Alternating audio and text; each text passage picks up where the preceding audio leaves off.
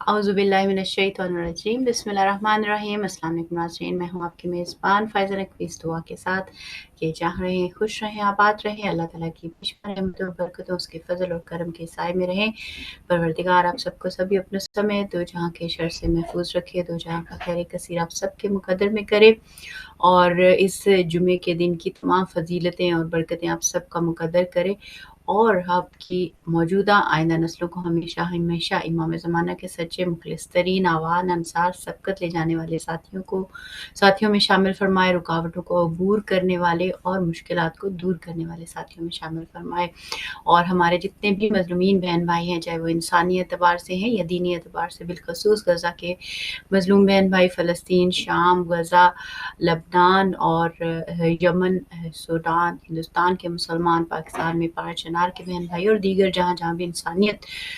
दुख, रंज और गम और अज़ियतों में है या मखलूक़ात खुदा दुख, रंज और गम और अज़ियतों का शिकार है, रब करीम उन सब की मदद और नुसरत फ़रमाए और उनकी हालात को सुकून और दायमी कामयाबियों से बदल दे। और जितने भी ज़ालिमीन जहाँ हैं, बिलख़ुसूस वो लोग जो कि हिदायत याफ़्ता नहीं हैं, उन सब के शर को उनकी तरफ पलटाए, उनको दुनिया में इबरत का निशान बनाए और जो हक़ की फ़तह और नुसरत फ़रमाए, इमाम वक़्त के ज़हूर में ताजील फ़रमाए और हमें उनके उन साथियों में शुमार फ़रमाए जिनसे वो राज़ी और खुश होते हैं, इंशाअल्लाह आमीन। आज जुमे का दिन है, 31 अक्टूबर है, जमादुल अव्वल की 8 तारीख़ है। उम्मीद और दुआ करते हैं कि आपके दिन का आगाज़ रब करीम के बाबरकत नाम से मोहम्मद वाले मोहम्मद पर दुरूद व सलाम से हो चुका होगा और आप जहाँ कहीं भी होंगे आज के दिन को ख़ुसूसी तौर पे अल्लाह के ज़िक्र से, इमाम वक़्त के ज़िक्र से रोशन और पाकीज़ा रखते होंगे, इमाम को याद करते होंगे, उनको सूरत अगर हदिया नहीं की है तो अभी के अभी जो भी छोटी से छोटी बड़ी जो भी आपके लिए ईज़ी है पढ़ना, पढ़कर अपने वक़्त के इमाम को हदिया फ़रमाइए और उसके बाद उनका सदका दीजिए और मरहूमीन को भी अपनी दुआ में याद रखिए। जो लोग मुसलमान दुनिया से जा चुके हैं, जितने शुहदा हैं, सालिहीन हैं, उन सब के लिए दुआ कीजिए और अपनी जो गिरदो-नवा अपने माहौल का ख़्याल रखिए जितना हो सके, क्योंकि अपने माहौल को हम इखलाक से भी अच्छा बनाते हैं और मुख्तलिफ़ तरीक़ों से खूबसूरत और रहने लायक बनाते हैं। तो हम कोशिश करें कि हर दिन अपने गिरदो-नवा में कोई ना कोई इम्प्रूवमेंट लाते रहें, ताकि कभी-कभी यूँ लगता है कि जैसे अल्लाह ताला हम डेली रूटीन में होते हैं, हम समझते हैं कि ये क्या, हम हर रोज़ एक ही चीज़ करते हैं, एक ही माहौल, एक ही हालात और वाक़यात और एक ही तरह की एफ़र्ट्स हमारी मतलब मिलती-जुलती एक ही तरह से मुराद ये है कि जो रूटीन की एफ़र्ट्स होती हैं कि आपने जॉब पे जाना है, काम करना है, मुश्किलात उधर जो भी हैं वो डील करनी है।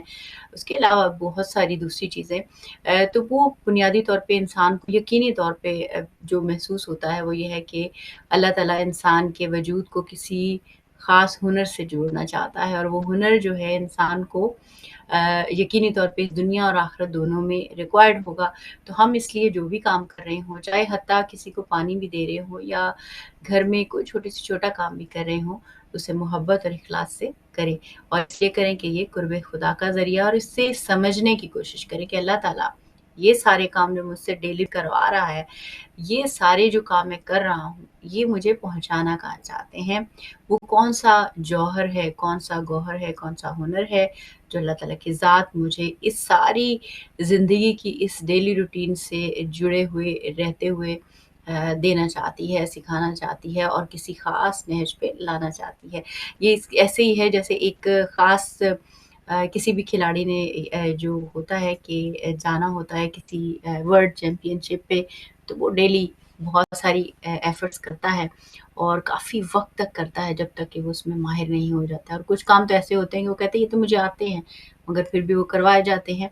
क्योंकि उनसे कुछ ना कुछ स्ट्रेंथ किसी न किसी जगह पे बिल्ड हो रही होती है। तो हम देखें कि हम किन चीज़ों से कौन-सी स्ट्रेंथ्स ले रहे हैं और अपने अंदर की जो निगाह है, अपनी बसीरत की जो निगाह है, वो उसको खोलते रहें।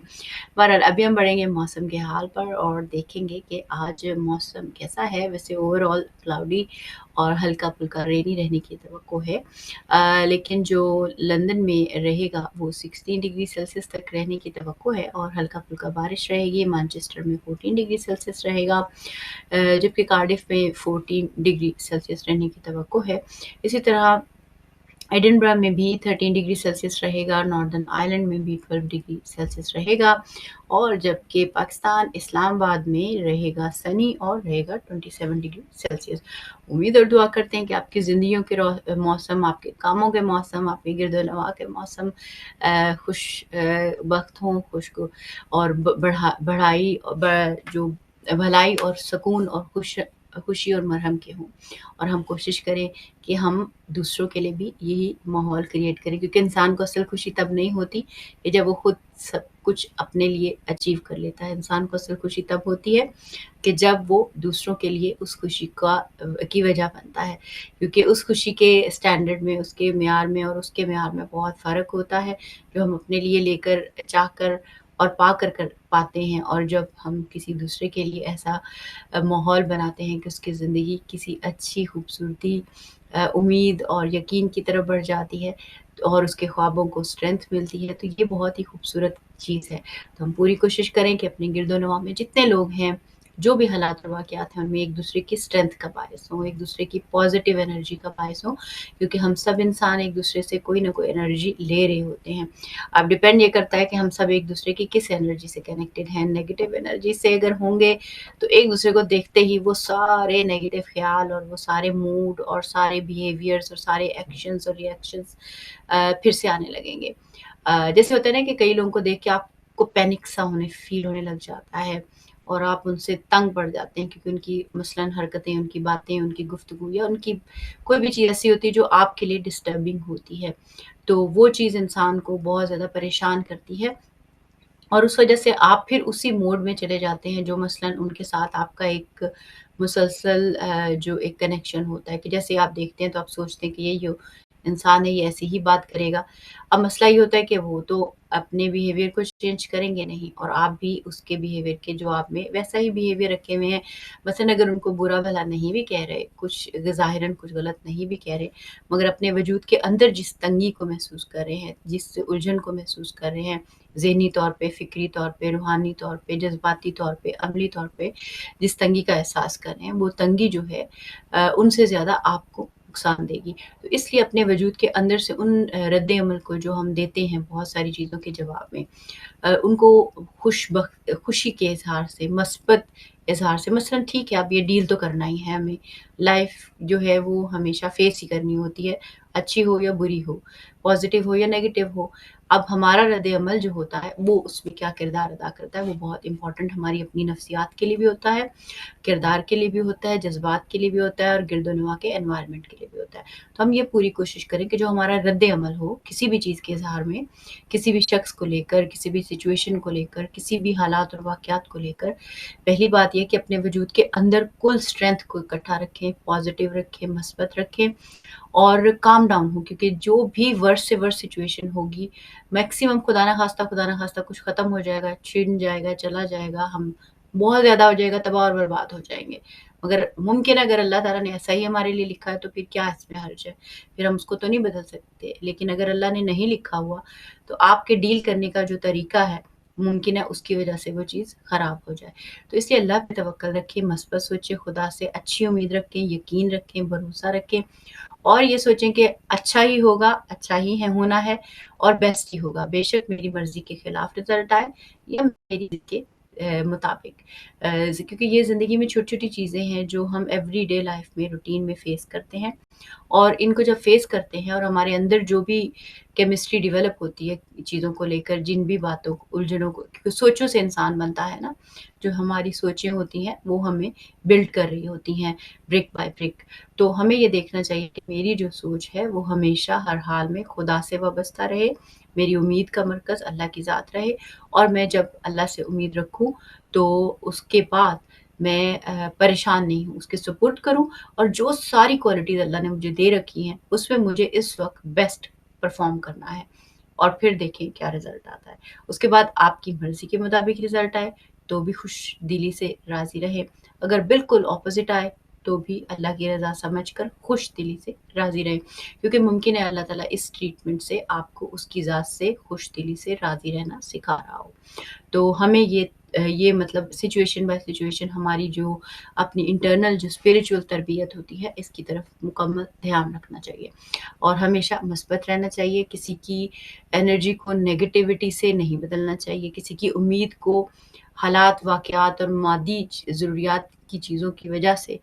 نیگیٹیوٹی سے نہیں بدل دینا چاہیے۔ اگر آپ نے کرٹیسزم کرنا بھی ہو تو اس انداز سے نہ کیجیے کہ کسی کی پازیٹیو انرجی ہی آپ ڈرین کر دیں، کیونکہ ہماری وجہ سے بہت سے لوگ بہت سی اچھی ایفرٹس کرنا چھوڑ دیتے ہیں صرف اس لیے کیونکہ ہم نے ان کو بالکل ہی مایوس کر دیا ہوتا ہے کہ یہ حالات ہیں، دنیا میں یوں ہو رہا ہے، طوفان آ گیا ہے، ہمارے پاس ABCD XYZ جو سرکمسٹانسز نہیں ہے، یہ دولت نہیں ہے، یہ پیسہ نہیں ہے، یہ فلاں نہیں ہے، مگر جو ہے وہ ارادہ ہے، اس پہ بھروسہ رکھے، اللہ ہے، اللہ کی ذات پہ بھروسہ رکھے، آپ کے پاس آپ کے وجود ہے اور اس میں موجود ذہن ہے اور فکر ہے اور کوشش ہے، اس پہ بھروسہ رکھیں، اور آپ جو کرنا چاہتے ہیں وہ کر سکتے ہیں۔ اب وہ آپ اس سال کر پائیں، اگلے سالوں میں کر پائیں،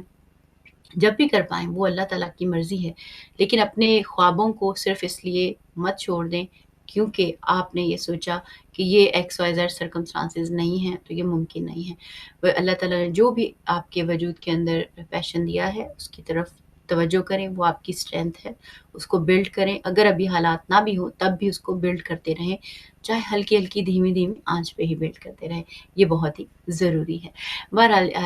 مثبت سوچیں، مثبت کریں اور سب کے لیے اچھا سوچیں، کیونکہ اللہ کو یہی پسند ہے، اور ہر امید کا مرکز اللہ کی ذات کو رکھیں، نہ کہ دنیا کے وسائل کو رکھیں۔ وسائل بھی اللہ نے دینے ہیں، برکت بھی اللہ نے دینی ہے، آسانی بھی اس نے پرووائڈ کرنی ہے، ہمیں اپنے رب پہ بھروسہ کرنا سیکھنا چاہیے اور اس کو یاد کرتے رہیں، اپنے وقت کے امام کو یاد کرتے رہیں، اپنے وقت کے امام سے دوستی اور محبت کا تعلق قائم رکھیں۔ یہ ساری چیزیں آج ہم سوچیں گے کہ آج ہم نے صرف اور صرف پازیٹیو سوچنا ہے، کسی کا دل نہیں دکھانا، کسی کی انرجی کو ڈرین نہیں کرنا، اور اپنی ذات کے ساتھ بھی مثبت رہنا ہے، اور اپنے دل اور دماغ کے اندر جتنے خیالات ہیں دوسروں کے لیے، چاہے جن کو ہم نہیں بھی پسند کرتے، کئی لوگوں کی حرکتیں پسند نہیں ہوتی لیکن وہ ہماری زندگی کا حصہ ہیں، تو ہم اپنے انداز کو مثبت رکھیں، خوشگوار رکھیں، اپنے اندر بھی اور باہر بھی، اور پھر دیکھیں کہ کیا چینج آتا ہے، اور اس کو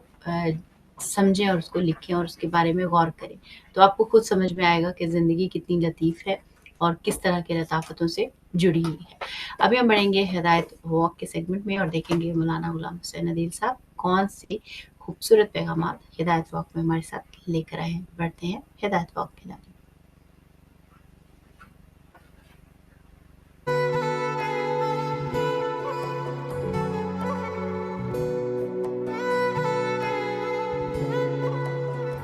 بسم اللہ الرحمن الرحیم وبہ نستعین وہو خیر المعین الحمد للہ رب العالمین الصلاۃ والسلام علی اشرف الانبیاء والمرسلین وعلی آلہ الطیبین الطاہرین المعصومین المنتجبین الہداة المہدیین سیم بقیت اللہ فی العالمین روحی و ارواح العالمین لتراب مقدمہ الفدا۔ واک ود ہدایت میں اپنے تمام ناظرین اور سامعین کی خدمت میں ہدیہ سلام پیش کرتا ہوں۔ اللہ سبحانہ و تعالیٰ سے بارگاہ میں التجا ہے کہ وہ ہمارے ان لمحات کو اپنی عبادت میں شمار فرمائے، اور اللہ سبحانہ و تعالیٰ اس واک کو ہمارے لیے قرب اور وصال کا ذریعہ قرار دے۔ آج ایک بہت بڑی، چونکہ اللہ سبحانہ و تعالیٰ نے سب سے جو بہترین اس عالم میں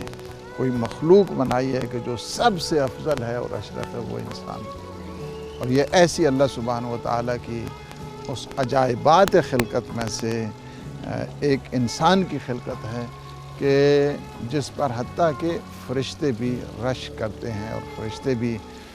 تمنا کرتے ہیں کہ کاش ہم بھی انسان ہوتے۔ یہ بڑی خوبصورت احادیث ہے، اور جسے پیغمبر اسلام صلی اللہ علیہ وآلہ وسلم نے ارشاد فرمایا کہ حضرت جبرائیل علیہ السلام 7 ایسی خصوصیات ہیں کہ جن کی وجہ سے وہ یہ کہتے ہیں کہ کاش میں بھی انسان ہوتا، کاش میں بھی انسان ہوتا. فرماتے ہیں یا علی، امیر المومنین علی ابن ابی طالب علیہ السلام کو حدیث سنا رہے ہیں یا علی کہہ کے. یہ یا علی کہنا یہ سنت ہے پیغمبر اسلام صلی اللہ علیہ وآلہ وسلم کی، اور جس میں آپ دیکھ رہے ہیں کہ یا علی کہہ کے. یا علی بدعت نہیں ہے، یا علی سنت پیغمبر اسلام. فرماتے ہیں یا علی تمنى جبرائیل ان یکون من بنی آدم ب7 خصال. تمنا کر رہے ہیں حضرت جبرائیل 7 خصوصیات کی وجہ سے، کاش میں بھی بنی آدم ہوتا، کاش میں بھی انسان ہوتا. وہ 7 خصلتیں اگر ہم سن لیں کہ 7 ان خصلتوں کی وجہ سے، 7 ان اوصاف کی وجہ سے، ایٹریبیوٹس کی وجہ سے میں بھی انسان ہوتا، بنی آدم میں سے ہوتا، تو سب سے پہلی چیز ہے وہی الصلاۃ فی الجماعہ. کیا ہے سب سے پہلی جو خصوصیت ہے؟ اس خصوصیت میں یہ ہے کہ یہ جو نماز جماعت میں شرکت کی جاتی ہے، اس نماز جماعت کی اس فضیلت کے پیش نظر کاش میں بھی بنی آدم میں سے ہوتا. آپ کو پتہ ہے کہ کتنی بڑی فضیلت ہے جماعت کی. ہمارے ہاں جیسے میں سمجھتا ہوں کہ اگنور کیا جاتا ہے اور انہیں کوئی توجہ نہیں کی جاتی جماعت کے سلسلے میں. بعض کہتے ہیں کہ ہاں جی ایک آدمی نہ بھی جماعت ہو سکنی یا نہیں ہو سکنی. یار کیوں نہیں ہو سکنی؟ ایک آدمی ہے، اور ایک آدمی اگر جماعت جو پیش نماز ہے موجود ہے اور وہ جماعت کر سکتے تو ایک آدمی کے ساتھ بھی ہو سکتی ہے، 2 آدمی کے ساتھ بھی ہو سکتی ہے. اور حدیث کے اندر ہے کہ اگر کوئی ایک آدمی جماعت میں شامل ہو، فرض کیا ایک امام جماعت ہے، دوسرا ایک مقتدی ہے، ایک آدمی اگر نماز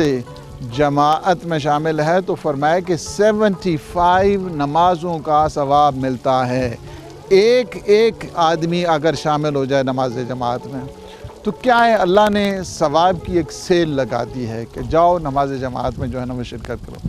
2 آدمی اگر ہوں نماز جماعت میں شامل تو فرمایا کہ 150 نمازوں کا ثواب ملتا ہے. 3 آدمی اگر شامل ہوں تو فرمایا کہ 600 نمازوں کا جو ہے ثواب ملتا ہے. 600 نمازوں کا ثواب ہے. ایک نماز کا ثواب 600 نمازوں کے برابر ہے. اس کے بعد فرماتے ہیں، حضور فرماتے ہیں کہ اگر 10 آدمی شامل ہو جائیں، 10 آدمی شامل ہو جائیں نماز جماعت میں تو آسمان یہ کھلا آسمان یہ سارے کا سارا کاغذ بن جائے، اور جتنے بھی درخت ہیں سارے کے سارے کیا ہیں کلمے بن جائیں. جن اور انس اور ملک جتنے فرشتے ہیں لکھنے بیٹھ جائیں تب بھی اس نماز جماعت کا ثواب نہیں لکھ سکتے ہیں. ید اللہ مع الجماعہ، یہ انفرادیت سے بچانے کا بہترین راز. نماز جماعت انڈیویجولزم کے خاتمے کا ہے. نماز جماعت اجتماعیت کا بہت بڑا پیغام ہے. اسی لیے بہت زیادہ تاکید کی گئی ہے کہ اگر نماز جماعت، جب بالخصوص وہ لوگ کہ جو مسجد کے پاس رہتے ہیں اور نماز جماعت مسجد میں شامل نہیں، مسجد میں نہیں جاتے ہیں، ان کے لیے بڑی سخت قسم کی احادیث موجود ہیں، بڑی سخت قسم کی روایات ہیں. اب میں یہاں پہ یہ عرض کروں کہ حضور فرماتے ہیں کہ اگر آپ نماز جماعت کے لیے جاتے ہیں اور ایک آپ کا قدم ہے، فرماتے ہیں یا ابا ذر الکلمۃ الطیبہ، نیک بات، اچھی بات کرنا کیا ہے؟ یہ بھی صدقہ ہے. اور فرماتے ہیں وَكُلُّ خُطْوَةٍ تَخْطُوهَا إِلَى الصَّلَاةِ صَدَقَةٌ، ہر قدم، ایوری اسٹیپ ٹوارڈ دا جماعہ، اگر آپ جاتے ہیں نماز جماعت کے لیے ہر قدم جو ہے آپ کا صدقہ شمار ہوتا ہے. یعنی کتنی عظیم چیز ہے. وسوسوں سے، whispering of devils and satanic negative thoughts, اس کے لیے اگر بہترین جو راز ہے وہ بھی فرمایا گیا کہ یہ جماعت ہے. جماعت میں شامل ہو جائیں. اور اس چیز کے لیے میں سمجھتا ہوں کہ ہمارے کمیونٹی کو زیادہ توجہ کی ضرورت ہے کہ نماز جماعت میں وہ شامل ہوں. دوسری چیز، نماز جماعت کی اس فضیلت اور اہمیت اور افضلیت کی وجہ سے حضرت جبریل کہتے ہیں کاش میں بھی انسان ہوتا. دوسری وجہ کیا ہے؟ وہ مجالسۃ العلماء، उलमा के साथ बैठना, उलमा की हम नशीनी, काश मैं भी इंसान होता है, मैं उलमा के साथ बैठता। उलमा की शान अल्लाह सुब्हान व तआला के नज़दीक बहुत बड़ी है। हदीस में जहाँ तक है फरमाया गया है कि एक आलिम के पास बैठना, हुजूर फरमाते हैं कि जो शख्स किसी आलिम के पास बैठा है गोया वो मेरे पास बैठा है। यह हदीस अगर आप देखना चाहते हैं फरमाते हैं कि देखो मन ज़ारल उलमा फ़क़द ज़ारनी, जो आलिम की ज़ियारत करता है, आलिम की ज़ियारत कर रहा है और आलिम के पास जा रहा है, विज़िट करने के लिए जाता है, तो फरमाया कि फ़क़द ज़ारनी, वो मेरी ज़ियारत करता है। वमन जालसनी वमन जालसल उलमा वमन जालसल उलमा, जो उलमा के पास जाके बैठता है फ़क़त जालसनी, गोया वो मेरे पास आकर जो है वो बैठा है। इस हद तक। और फिर फरमाते हैं कि हुजूर फरमाते हैं अक्रिमुल उलमा, उलमा के एहतराम करें, फ़इन्नहुम वरसतुल अंबिया, चूँकि उलमा क्या हैं, अंबिया के वारिस हैं। और एक चीज़ कि जो अल्लाह सुब्हानहू व तआला इंसान के लिए बाज़ मुसीबतें करार देता है, मुश्किलात करार देता है, अपने दर से ठुकरा देता है, वो यही है। एक वजह इमाम ज़ैनुल आबिदीन अलैहिस्सलातु वस्सलाम ने, जो आप दुआए अबू हमज़ा सोमाली में आप देख रहे हैं, दुआए अबू हमज़ा सोमाली में वो वजूहात की जो अल्लाह के ठुकराने की हैं, अल्लाह के रद्द करने की हैं, उनमें से इस वजह से कि क्या या अल्लाह तूने ठुकरा दिया है, वजह क्या है, शायद क्या मैं उलमा के पास नहीं बैठा हूँ, इस वजह से तूने मुझे अपनी बारगाह से जो है ना वो ठुकरा दिया है, वजह क्या है। उनमें से एक वजह क्या होती है, उलमा के पास न आने की, उलमा की हम नशीनी न रखने की, उलमा के पास उलमा की ज़ियारत न करने की वजह से इंसान पे काफ़ी मुसीबतें, मुश्किलात, आफात आती हैं, बलियात आया करती हैं। इस वजह से फरमाया कि ये जो अज़मत है, फरमाया 1 घंटा किसी आलिम के पास बैठना 1000 साल की इबादत से अफजल है। 1000 साल की इबादत से अफजल है किसी आलिम के पास कि जो इंसान को आखिरत की याद दिलाए, जो इंसान को दुनिया से दूर करे, जो इंसान को दुनिया परस्ती से दूर करे, ऐसे उलमा के पास बैठना 1 घंटा फरमाया कि वो गोया 70,000 सालों की इबादत से अफजल है, 1000 हज और 1 उम्र से अफजल है। तो ये दूसरी चीज़ बताई जिसकी वजह से मुझे रश्क होता है और मैं तमन्ना करता हूँ काश मैं भी इंसान होता और मैं उलमा के पास जाके बैठता। तीसरी वजह जो ये है वह सुलह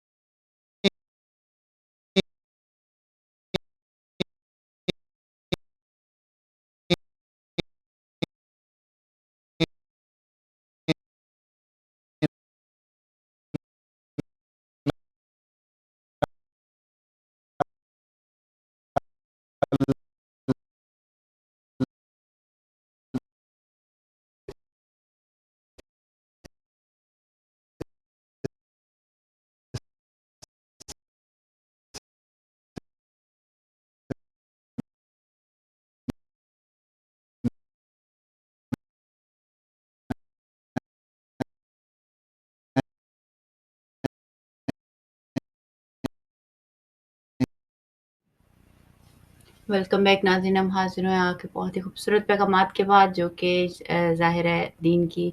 सबसे बुनियादी चीज़ जो कि नमाज है, और वो भी सबसे बड़ी नमाज जुमे की है और इज्तिमाई इबादत है। यकीनी तौर पे दीन इस्लाम इज्तिमाइयत का दीन है और वो चाहता है कि हम सब इंसान एक दूसरे से जुड़े रहें और एक दूसरे के मसाइल में एक दूसरे के मददगार रहें, एक दूसरे के साथ देते रहें, क्योंकि ये बहुत ही अहम और ज़रूरी काम है, जिसके बिना इंसान का दीन जो है एक तरह से मुकम्मल नहीं होता, क्योंकि इंसानों के, माहौल के, कायनात के, गिरदोनवा के हम पर हुकूक होते हैं, اور ہم پہ کچھ فرائض ہوتے ہیں جن کی طرف ہمارا توجہ دینا اور محبت سے دینا چاہیے، مشکل سمجھ کر نہیں، محبت سمجھ کر دینا چاہیے۔ جیسے شہید محسن حجیجی جو تھے وہ کیا کیا کرتے تھے کہ جب بھی مجالس یا ان طرح کے کاموں کا جو اہتمام ہوا کرتا تھا، یعنی ظاہر ہے ہمارے ایام اعزاء کا، تو وہ سب سے مشکل کام جو ہوا کرتے تھے وہ چنا کرتے تھے کہ جو سب سے مشکل کام ہے، جو یعنی جب ہم سب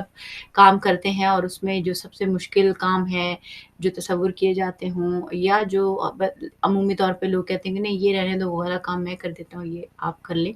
تو وہ جو سب سے مشکل کام ہوا کرتے تھے وہ لیا کرتے تھے، کیونکہ جنہیں رب تعالیٰ کی قربت کی طرف بڑھنا ہوتا ہے وہ مشکلات کو عبور اسی طرح کرتے ہیں کہ جن چیزوں کو ہم پسند نہیں کرتے، جن چیزوں کو سختی سے ناپسند کرتے ہیں، نہیں کرنا چاہتے ہیں، بیزاری فیل کرتے ہیں، وہ ساری چیزوں کو اگر ہم دھیان دیں اس سینس میں کہ ہم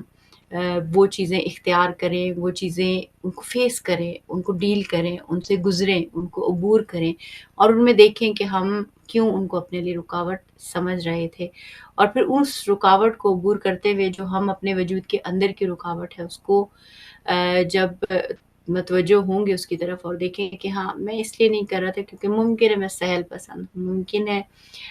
اس کو میں اچھے سے ڈیل نہیں کر سکتا، یعنی اس مسئلے کو سالو نہیں کر سکتا، یا مثلا یہ چیز فکس نہیں کر سکتا، یا ایکس وائی زیڈ کوئی بھی، تو ہم اپنی کسی نہ کسی کمزوری کی طرف متوجہ ہوں گے اور جب اس کمزوری کو دور کرنے کی کوشش کریں گے تو پھر ہم کسی نہ کسی اسکل کی طرف بڑھ جائیں گے، اور جب کسی ہنر کی طرف بڑھ جائیں گے تو یہی انسان کے لیے جو ہے وہ آگے اس کی قابلیتوں میں اضافے کا سبب بھی بنتا ہے، چاہے وہ روحانی ہو، چاہے وہ علمی ہو، چاہے فکری ہو، چاہے عملی ہو، اور ان سب چیزوں کے بیچ میں جو سب سے قیمتی چیز ہوتی ہے وہ انسان کی نیت اور اس کا ارادہ، اور وہ کوئی بھی کام کیوں کر رہا ہے، مثلا وہ اپنے رب سے جڑنے کے لیے کر رہا ہے، اپنے خوف کو عبور کرنے کے لیے کر رہا ہے، یعنی ہماری پہلی اور اصلی اور خالص نیت تو قربت خدا ہی ہونی چاہیے، کیونکہ اگر میں اپنے اندر سے ڈرا ہوا ہوں، خوف زدہ ہوں دنیا سے، لوگوں سے، چیزوں سے، یا میں اپنے اندر مثلا اپنی کمزوریوں سے کو ڈیل نہیں کر پا رہا ہوں، تو یقینی طور پہ پھر میں دنیا کی جنگیں بھی نہیں لڑ سکتا۔ دنیا میں مسائل کو حل کرنے سے پہلے انسان کو اپنے وجود کے اندر کے مسائل حل کرنے چاہیے، ورنہ وہ مسائل انسان کی اسپریچول لائف ہو، عملی لائف ہو، خدا سے تعلق کی زندگی ہو، جو انسان کا تعلق انسان سے ہو، رب تعالیٰ کی ذات سے ہوتا ہے، اہل بیت سے ہوتا ہے، قرآن سے ہوتا ہے، امام زمان سے ہوتا ہے، ان سارے تعلقات پہ پھر وہ کمزوری اثر انداز ہوتی ہے۔ سو ان کمزوریوں کو ایسے ہی انسان کو نہیں لے لینا چاہیے اور یہ نہیں سمجھ لینا چاہیے کہ یہ تو بس سب میں ہی ہوتی ہیں تو پھر کیا ہوا، ہمیں ان کمزوریوں کی طرف توجہ دے کر انہیں بہتری کی طرف بڑھانا ہوتا ہے۔ اور کبھی ہم جو ایک بہت اہم سوال جو ذہن میں آتا ہے، اور اس پہ انشاءاللہ کسی اہم نشست میں اس پہ مزید بھی گفتگو کی جائے گی، کوشش کریں گے کسی اچھے مہمان کے ساتھ ہو سکے، وہ یہ ہے کہ ہم یہ سمجھتے ہیں کہ مثلا ہم نے یہ پی ایچ ڈی، ڈاکٹریٹ، جو بھی ڈگری کسی نے لے لی سو لے لی، اور یہ پروفیشنل یعنی پیک پہ ہم پہنچ گئے، اور یہ ہماری ایوری ڈے لائف میں ہماری فیملی ہے، گھر ہے، جاب ہے، پیسے ہیں، وٹس ایور جو بھی انسان کی بنیادی زندگی کی ایک روٹین ہوتی ہے، گو کہ یہ بہت زیادہ ہوتی ہے، لیکن کیا یہ زندگی میں جو چیز بھی ہم پوری زندگی کرتے جا رہے ہیں، کیا یہ انسان کا فل پوٹینشیل ہے یا نہیں ہے؟ اس پہ تھوڑا غور کرتے رہیے گا، اس کو انشاءاللہ پھر کسی اور ٹائم پہ ڈسکس کریں گے۔ ابھی ہمارے ساتھ سسٹر عالمہ مقصودہ نقوی صاحبہ موجود ہیں اور ان سے ہم ان کو ہم خوش آمدید کہتے ہیں۔ السلام علیکم سسٹر مقصودہ، آپ کو بی بی زینب سلام اللہ علیہ کی ابھی جو ولادت باسعادت گزری اس کی بہت بہت مبارک ہو، اور چونکہ ہم دعائے عہد کی تفسیر پر تھے اور اس میں جو ہم نے کچھ کلمات جو تھے توحید سے جڑے تھے، اللہ تعالیٰ کی ذات سے جڑے تھے، اور اس کے ساتھ ساتھ جناب زینب سلام اللہ علیہ کی سیرت سے ہم دیکھنا چاہتے تھے کہ انہوں نے اپنی زندگی میں معذرت چاہوں گی توحید کا اظہار جو ہے اور قرآن سے تعلق کا اظہار جو ہے وہ کیسے کیا۔ تو سسٹر آپ کی طرف بڑھوں گی پہلے، اور آپ سے پہلے تو یہ جاننا چاہوں گی آپ کس طرح سے اس عنوان کو لے کر چلنا چاہیں، چاہے جناب زینب سلام اللہ علیہ کی شخصیت کو ساتھ لیتے ہوئے ان ناموں کی طرف بڑھیں جو دعائے عہد میں ہے، کیونکہ عہد تو ہم سب کا اپنے وقت کے امام سے ہے، اور ظاہر ہے جب ہم بی بی زینب کی اس شخصیت کو دیکھتے ہیں تو انہوں نے بھی اس عہد کو وفا کیا، اللہ کی ذات سے تھا اور امام وقت کی ذات سے تھا، اپنی ہر ڈیوٹی کو نبھاتے ہوئے، اپنی مطلب گھر کی زندگی کی ہر ڈیوٹی کو نبھاتے ہوئے. تو ہم کچھ خوبصورت، لطیف، منفرد اور ایسے خوبصورت پہلو جن سے ہم خواتین اور حضرات سبھی انسان لے سکتے ہیں سارا کچھ، لیکن کیا سب ہمیں لینا چاہیے بی بی زینب کی زندگی سے؟ کچھ منفرد، کچھ خوبصورت. ظاہر ہے ان کی ذات ہے ہی خوبصورت اور منفرد، اور جب ہم ان کا نام لیتے ہیں تو ایک انرجی ہمارے اندر آتی ہے. تو یہ اپنی جگہ ایک بات ہے، تو کیسے آپ لے کر چلنا چاہیں گے یہ اب آپ کے اوپر ہے. جی، بسم اللہ الرحمن الرحیم. رب اشرح لی صدری ویسر لی امری واحلل عقدۃ من لسانی یفقہوا قولی. علیکم السلام ورحمۃ اللہ وبرکاتہ. سسٹر فائزہ آپ کا بہت شکریہ، اور آپ کو بی بی زینب سلام اللہ علیہا کی ولادت بہت مبارک ہو. ہم دعائے عہد کی تفسیر تو نہیں کہہ سکتے، یعنی تھوڑا بہت ان کے بارے میں ہم بول رہے تھے دعائے عہد کے بارے میں. تو اس میں اللہ کے نام آ گئے تھے، ہم سوچتے تھے کہ اللہ کے ناموں کے اوپر ہم بات کریں. تو سسٹر فائزہ اس میں اللہ کے جو کافی نام ہیں، لیکن ہم اس میں سے 2-3 ناموں کے اوپر بات کریں گے، اور پھر اگر آپ مجھے اجازت دیں تو انہی ناموں کے ساتھ ہم بی بی زینب سلام اللہ علیہا کی شخصیت کو کنیکٹ کریں کہ بی بی کس طرح سے، کیونکہ یہ نام جو ہے اللہ کے نام، اس کا جو ہمارا مقصد یہ ہے بتانا کہ اللہ واحد ہے، اللہ ہو ہے، اور ہمیں بتانا ہے کہ اصل چیز تو ہے ہی توحید، اور یہی بتانا ہے کہ توحید کے علاوہ تو کچھ بھی نہیں ہے. اگر ہم پوری دنیا میں یہ جتنے بھی ہم اس دنیا میں بھیجے گئے ہیں سسٹر فائزہ، اگر ہم اس دنیا میں بھیجے گئے ہیں، ہمارے اوپر امتحان آتے، ہمارے اوپر مشکلات آتی ہیں، یعنی جو بھی جس طرح سے ہم بی بی زینب سلام اللہ علیہا کو دیکھ سکتے ہیں، تو یہ سب یہ ہمیں اللہ کے قریب کرنے کے لیے اللہ یعنی وہ امتحان ہے، اور وہی اس ذات کی پہچان کے لیے ہے. تو یہ ساری چیزیں جو ہے وہ ہمیں بی بی زینب سلام اللہ علیہا کی زندگی میں ملتی ہیں انشاءاللہ. تو جیسے آپ کہیں مجھے کہ ہم بی بی زینب سلام اللہ علیہا کے بارے میں بات کریں اور پھر ہم جو اللہ کے نام ہے ان کی طرف آئیں، یا پہلے ہم جو آپ جس طرح ہم سے آپ توحید مجھے سے کہیں گے اسٹارٹ لے ہم لیتے ہیں کہ جتنی بھی چیزیں جو ہم جب میں بھی پوری چیزوں کو انالائز کرنے کی ایک طالب علمانہ کوشش کرتی ہوں تو میں دیکھتی ہوں کہ ہم اخلاقی طور پہ نصیحتیں کر رہے ہوں، قرآنی طور پہ ہم تک کچھ پہنچ رہا ہو، بزرگوں سے کوئی چیز پہنچ رہی ہو، حتیٰ ہم اپنی لائف میں ڈسپلن ہی کیوں نہ لا رہے ہوں یا اچھے انداز سے بولنا ہی کیوں نہ ہو، یہ سب کچھ اگر آپ روح میں دیکھیں گے تو رب تعالیٰ کی طرف بڑھا رہا ہے اور رب کی توحید سے جوڑ رہا ہے. یہ ساری تربیت انسان کی اللہ سے ملاقات کی ہے، اور اس کے واسطے اس ادب اور اس پاکیزگی کے اظہار کے جو انسان کو اپنے وجود سے کرنا ہے. تو یقینی طور پہ اللہ کا پاکیزہ نام ہے، اور اسی سے ہم سٹارٹ لے لیتے ہیں، اور انشاءاللہ اس کے ساتھ جناب زینب سلام اللہ علیہ کو آپ جوڑیے. ٹھیک. تو سسٹر فائزہ جب ہم دعائے عہد پہ آتے ہیں نا، تو آپ دیکھیں سب سے پہلے جو لفظ آتا ہے نا وہ آتا ہے اللہم، اور یقیناً ہم نے اللہم پہ بات کی ہے. تو اگر آپ مجھے اجازت دیں گے تو میں تھوڑا بہت ڈیٹیل میں نہیں جاؤں گی، کیونکہ اگر ہم ایک ایک لفظ کی ڈیٹیل میں جائیں گے نا تو ہم سمجھ جائیں گے کہ اللہ کیا ہے. ایک ایک لفظ کے اندر جانے کے لیے تو ہمیں پورے پروگرامز چاہیے ہوتے ہیں. تو میں تھوڑا سا رب کے بارے میں بولوں گی اور نور کے بارے میں بولوں گی. اگر ٹائم ہوگا تو ہم عظیم کے بارے میں، لیکن نیکسٹ ٹائم جب ہمارے پاس ٹائم ہوگا تو ہم کرسی کے بارے میں ضرور بات کریں، کیونکہ یہ جو کرسی اور عرش ہے نا سسٹر فائزہ، اس کے بارے میں لوگوں کو بہت زیادہ پتہ نہیں ہوتا اور وہ مکس ہو جاتا ہے. لیکن جب عرش اور کرسی کے بارے میں صحیح پتہ ہوتا ہے تو ہمیں پتہ ہوتا ہے کہ میرا رب کیا ہے، میرے رب کی قدرت کتنی بڑی ہے. تو تھوڑا سا ہم آتے ہیں، آپ دیکھیں اللہم رب النور العظیم، جب ہم کہتے ہیں کہ اے اللہ رب تو رب ہے، تو رب کی میننگ، اصل میننگ کیا ہوتی ہے؟ ہم سمجھتے ہیں کہ میننگ بھی یہی ہے کہ رب جو ہے اس کا مطلب ہے پالنے والا. تو سسٹر فائزہ جب ہم کہتے ہیں نا کہ رب جو ہے وہ پالنے والا، یہ بھی اس کی میننگ ٹھیک ہے، لیکن رب جو ہے 2 طرح سے ہوتا ہے، ایک رب حقیقی ہوتا ہے اور ایک رب مجازی ہوتا ہے. اور جب ہم رب حقیقی کی بات کرتے ہیں تو رب حقیقی تو خدا ہی ہے. اب میں تھوڑا سا رب حقیقی کی طرف آؤں گی. اچھا، یہاں پر جو رب مجازی ہے وہ بھی ہوتا ہے، جسے ہم سب کو پتا ہے کہ جب ابرہہ نے خانہ کعبہ کے اوپر حملہ کیا تھا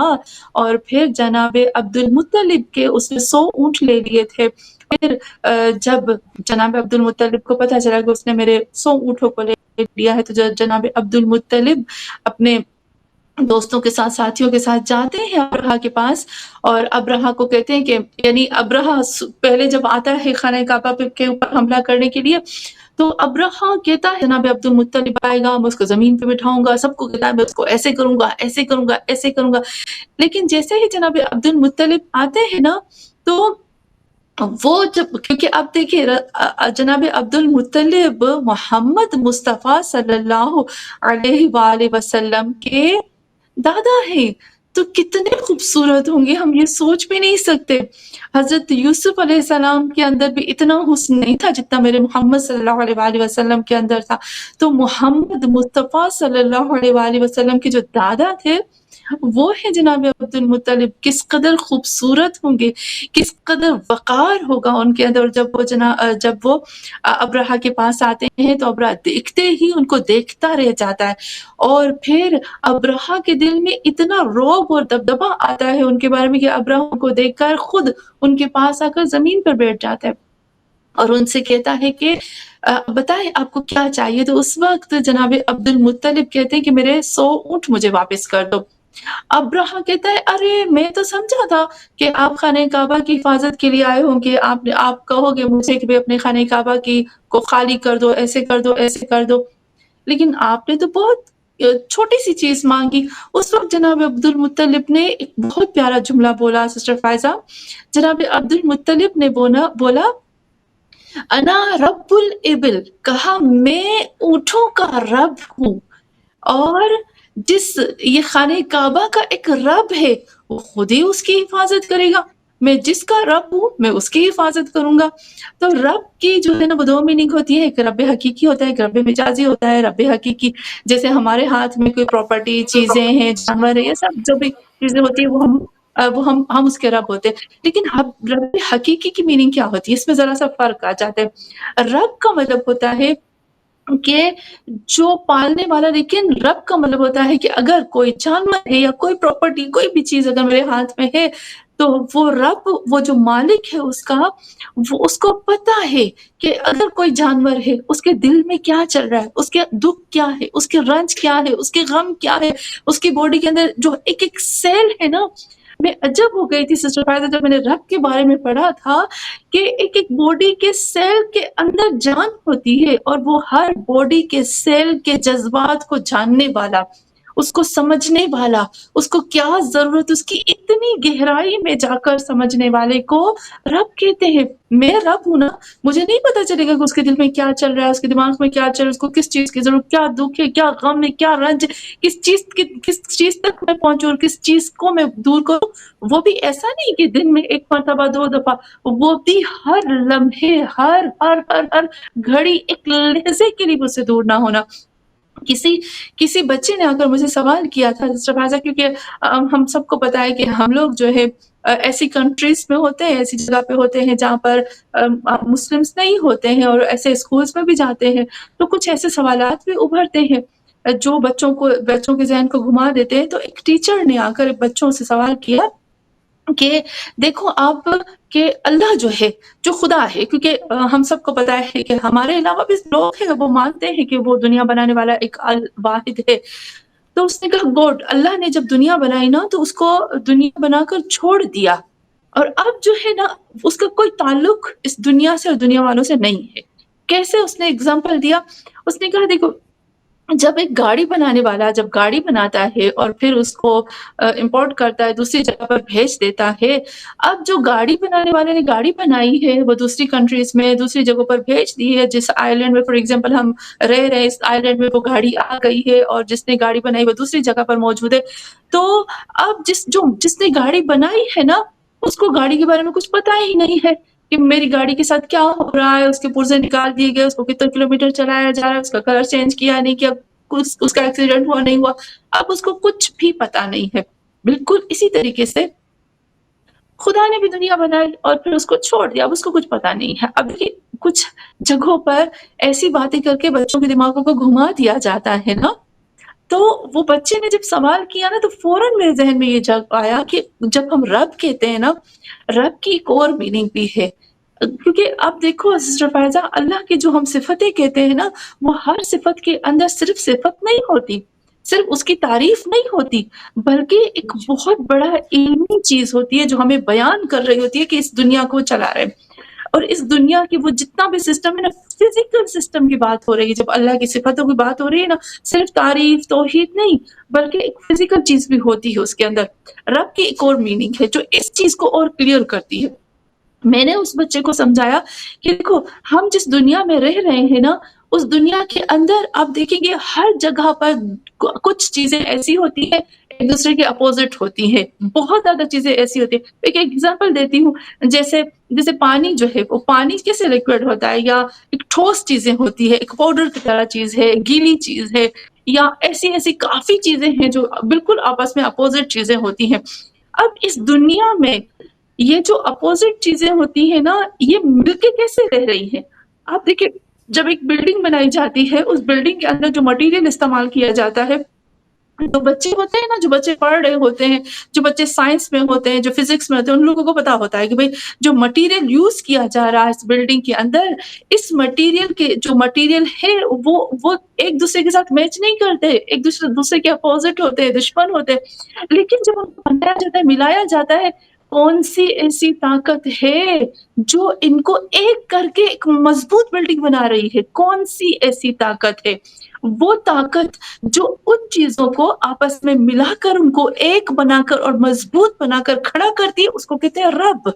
اور دوسری چیز یہاں پر یہ آتی ہے کہ یہ آپ دیکھو کہ جب ہم ایک بلڈنگ بناتے ہیں نا،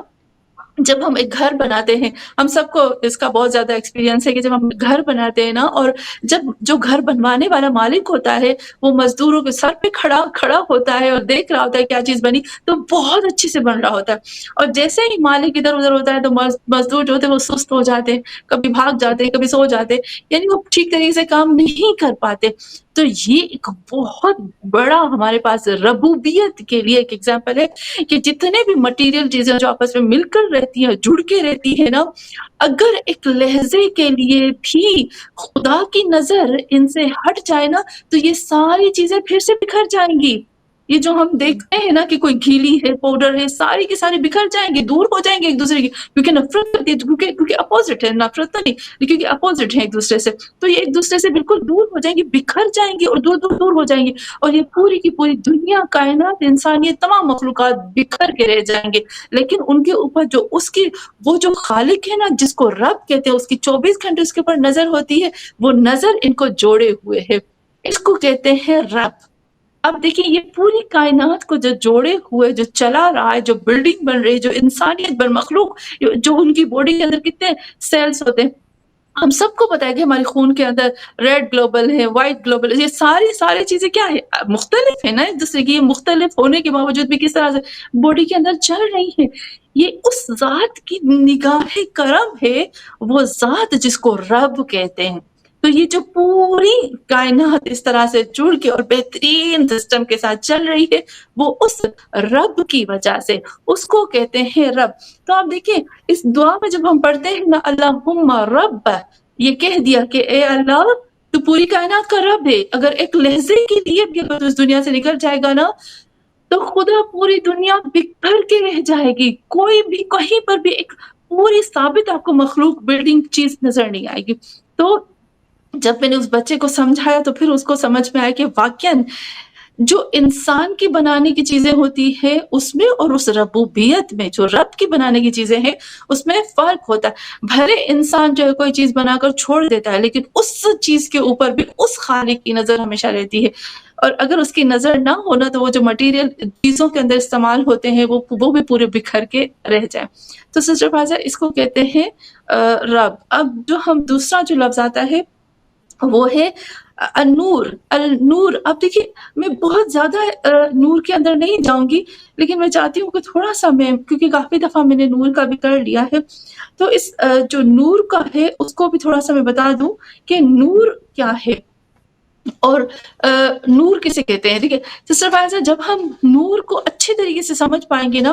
تو ہم اللہ کے لیے کہتے ہیں کہ یا اللہ، اللہ نور السماوات والارض. اور اگر ہم اس دعا کے اندر بھی دیکھتے ہیں تو اس دعا کے اندر بھی ہمیں نظر آتا ہے النور العظیم. اچھا، پھر عظیم کا لفظ بھی استعمال ہوا ہے، عظیم کا لفظ بھی استعمال ہوا ہے. لیکن یہاں پر جو نور ہے سسٹر فائزہ، جب ہم دنیا کا جو مٹیریل ہے نا، دنیا کی جو چیزیں ہیں جو ان کے اندر جو نور ہے، یوں کہہ سکتی ہوں میں کہ جو فزیکل نور ہے، اگر ہم نے اس کو جان لیا نا تو ہم جو اللہ کا نور ہے اس کو جان پائیں گے. اس کو جان تو نہیں پائیں گے، لیکن اتنا کہہ سکتی ہوں کہ اس نور کو اللہ کے ساتھ سمجھنے کے لیے ہمیں آسانی ہو جائے گی. تو اگر آپ مجھے اجازت دو تو تھوڑا سا میں نور کے بارے میں کروں یا جی جی ضرور، آپ بتائیے، نور کا بھی بتائیے، کوئی ایسا مسئلہ نہیں. سسٹر فائزہ، جب ہم کہتے ہیں نا اللہ نور السماوات والارض، سماوات اور پھر ارض تو پھر الگ ہی ایک بات ہو جاتی ہے. جب ہم نور کی بات کرتے ہیں نا تو نور جو ہے، میں ابھی جو بات کروں گی نا نور کی، وہ جو مٹیریل نور ہے یا جو دنیاوی جو فزیکل جو نظر آنے والا ہے، میں اس نور کی بات کروں گی. کیونکہ خدا کے نور کو جاننے کے لیے پھر ہمیں اس کو سمجھنا بہت ضروری ہوتا ہے. جب ہم نور کی بات کرتے ہیں اور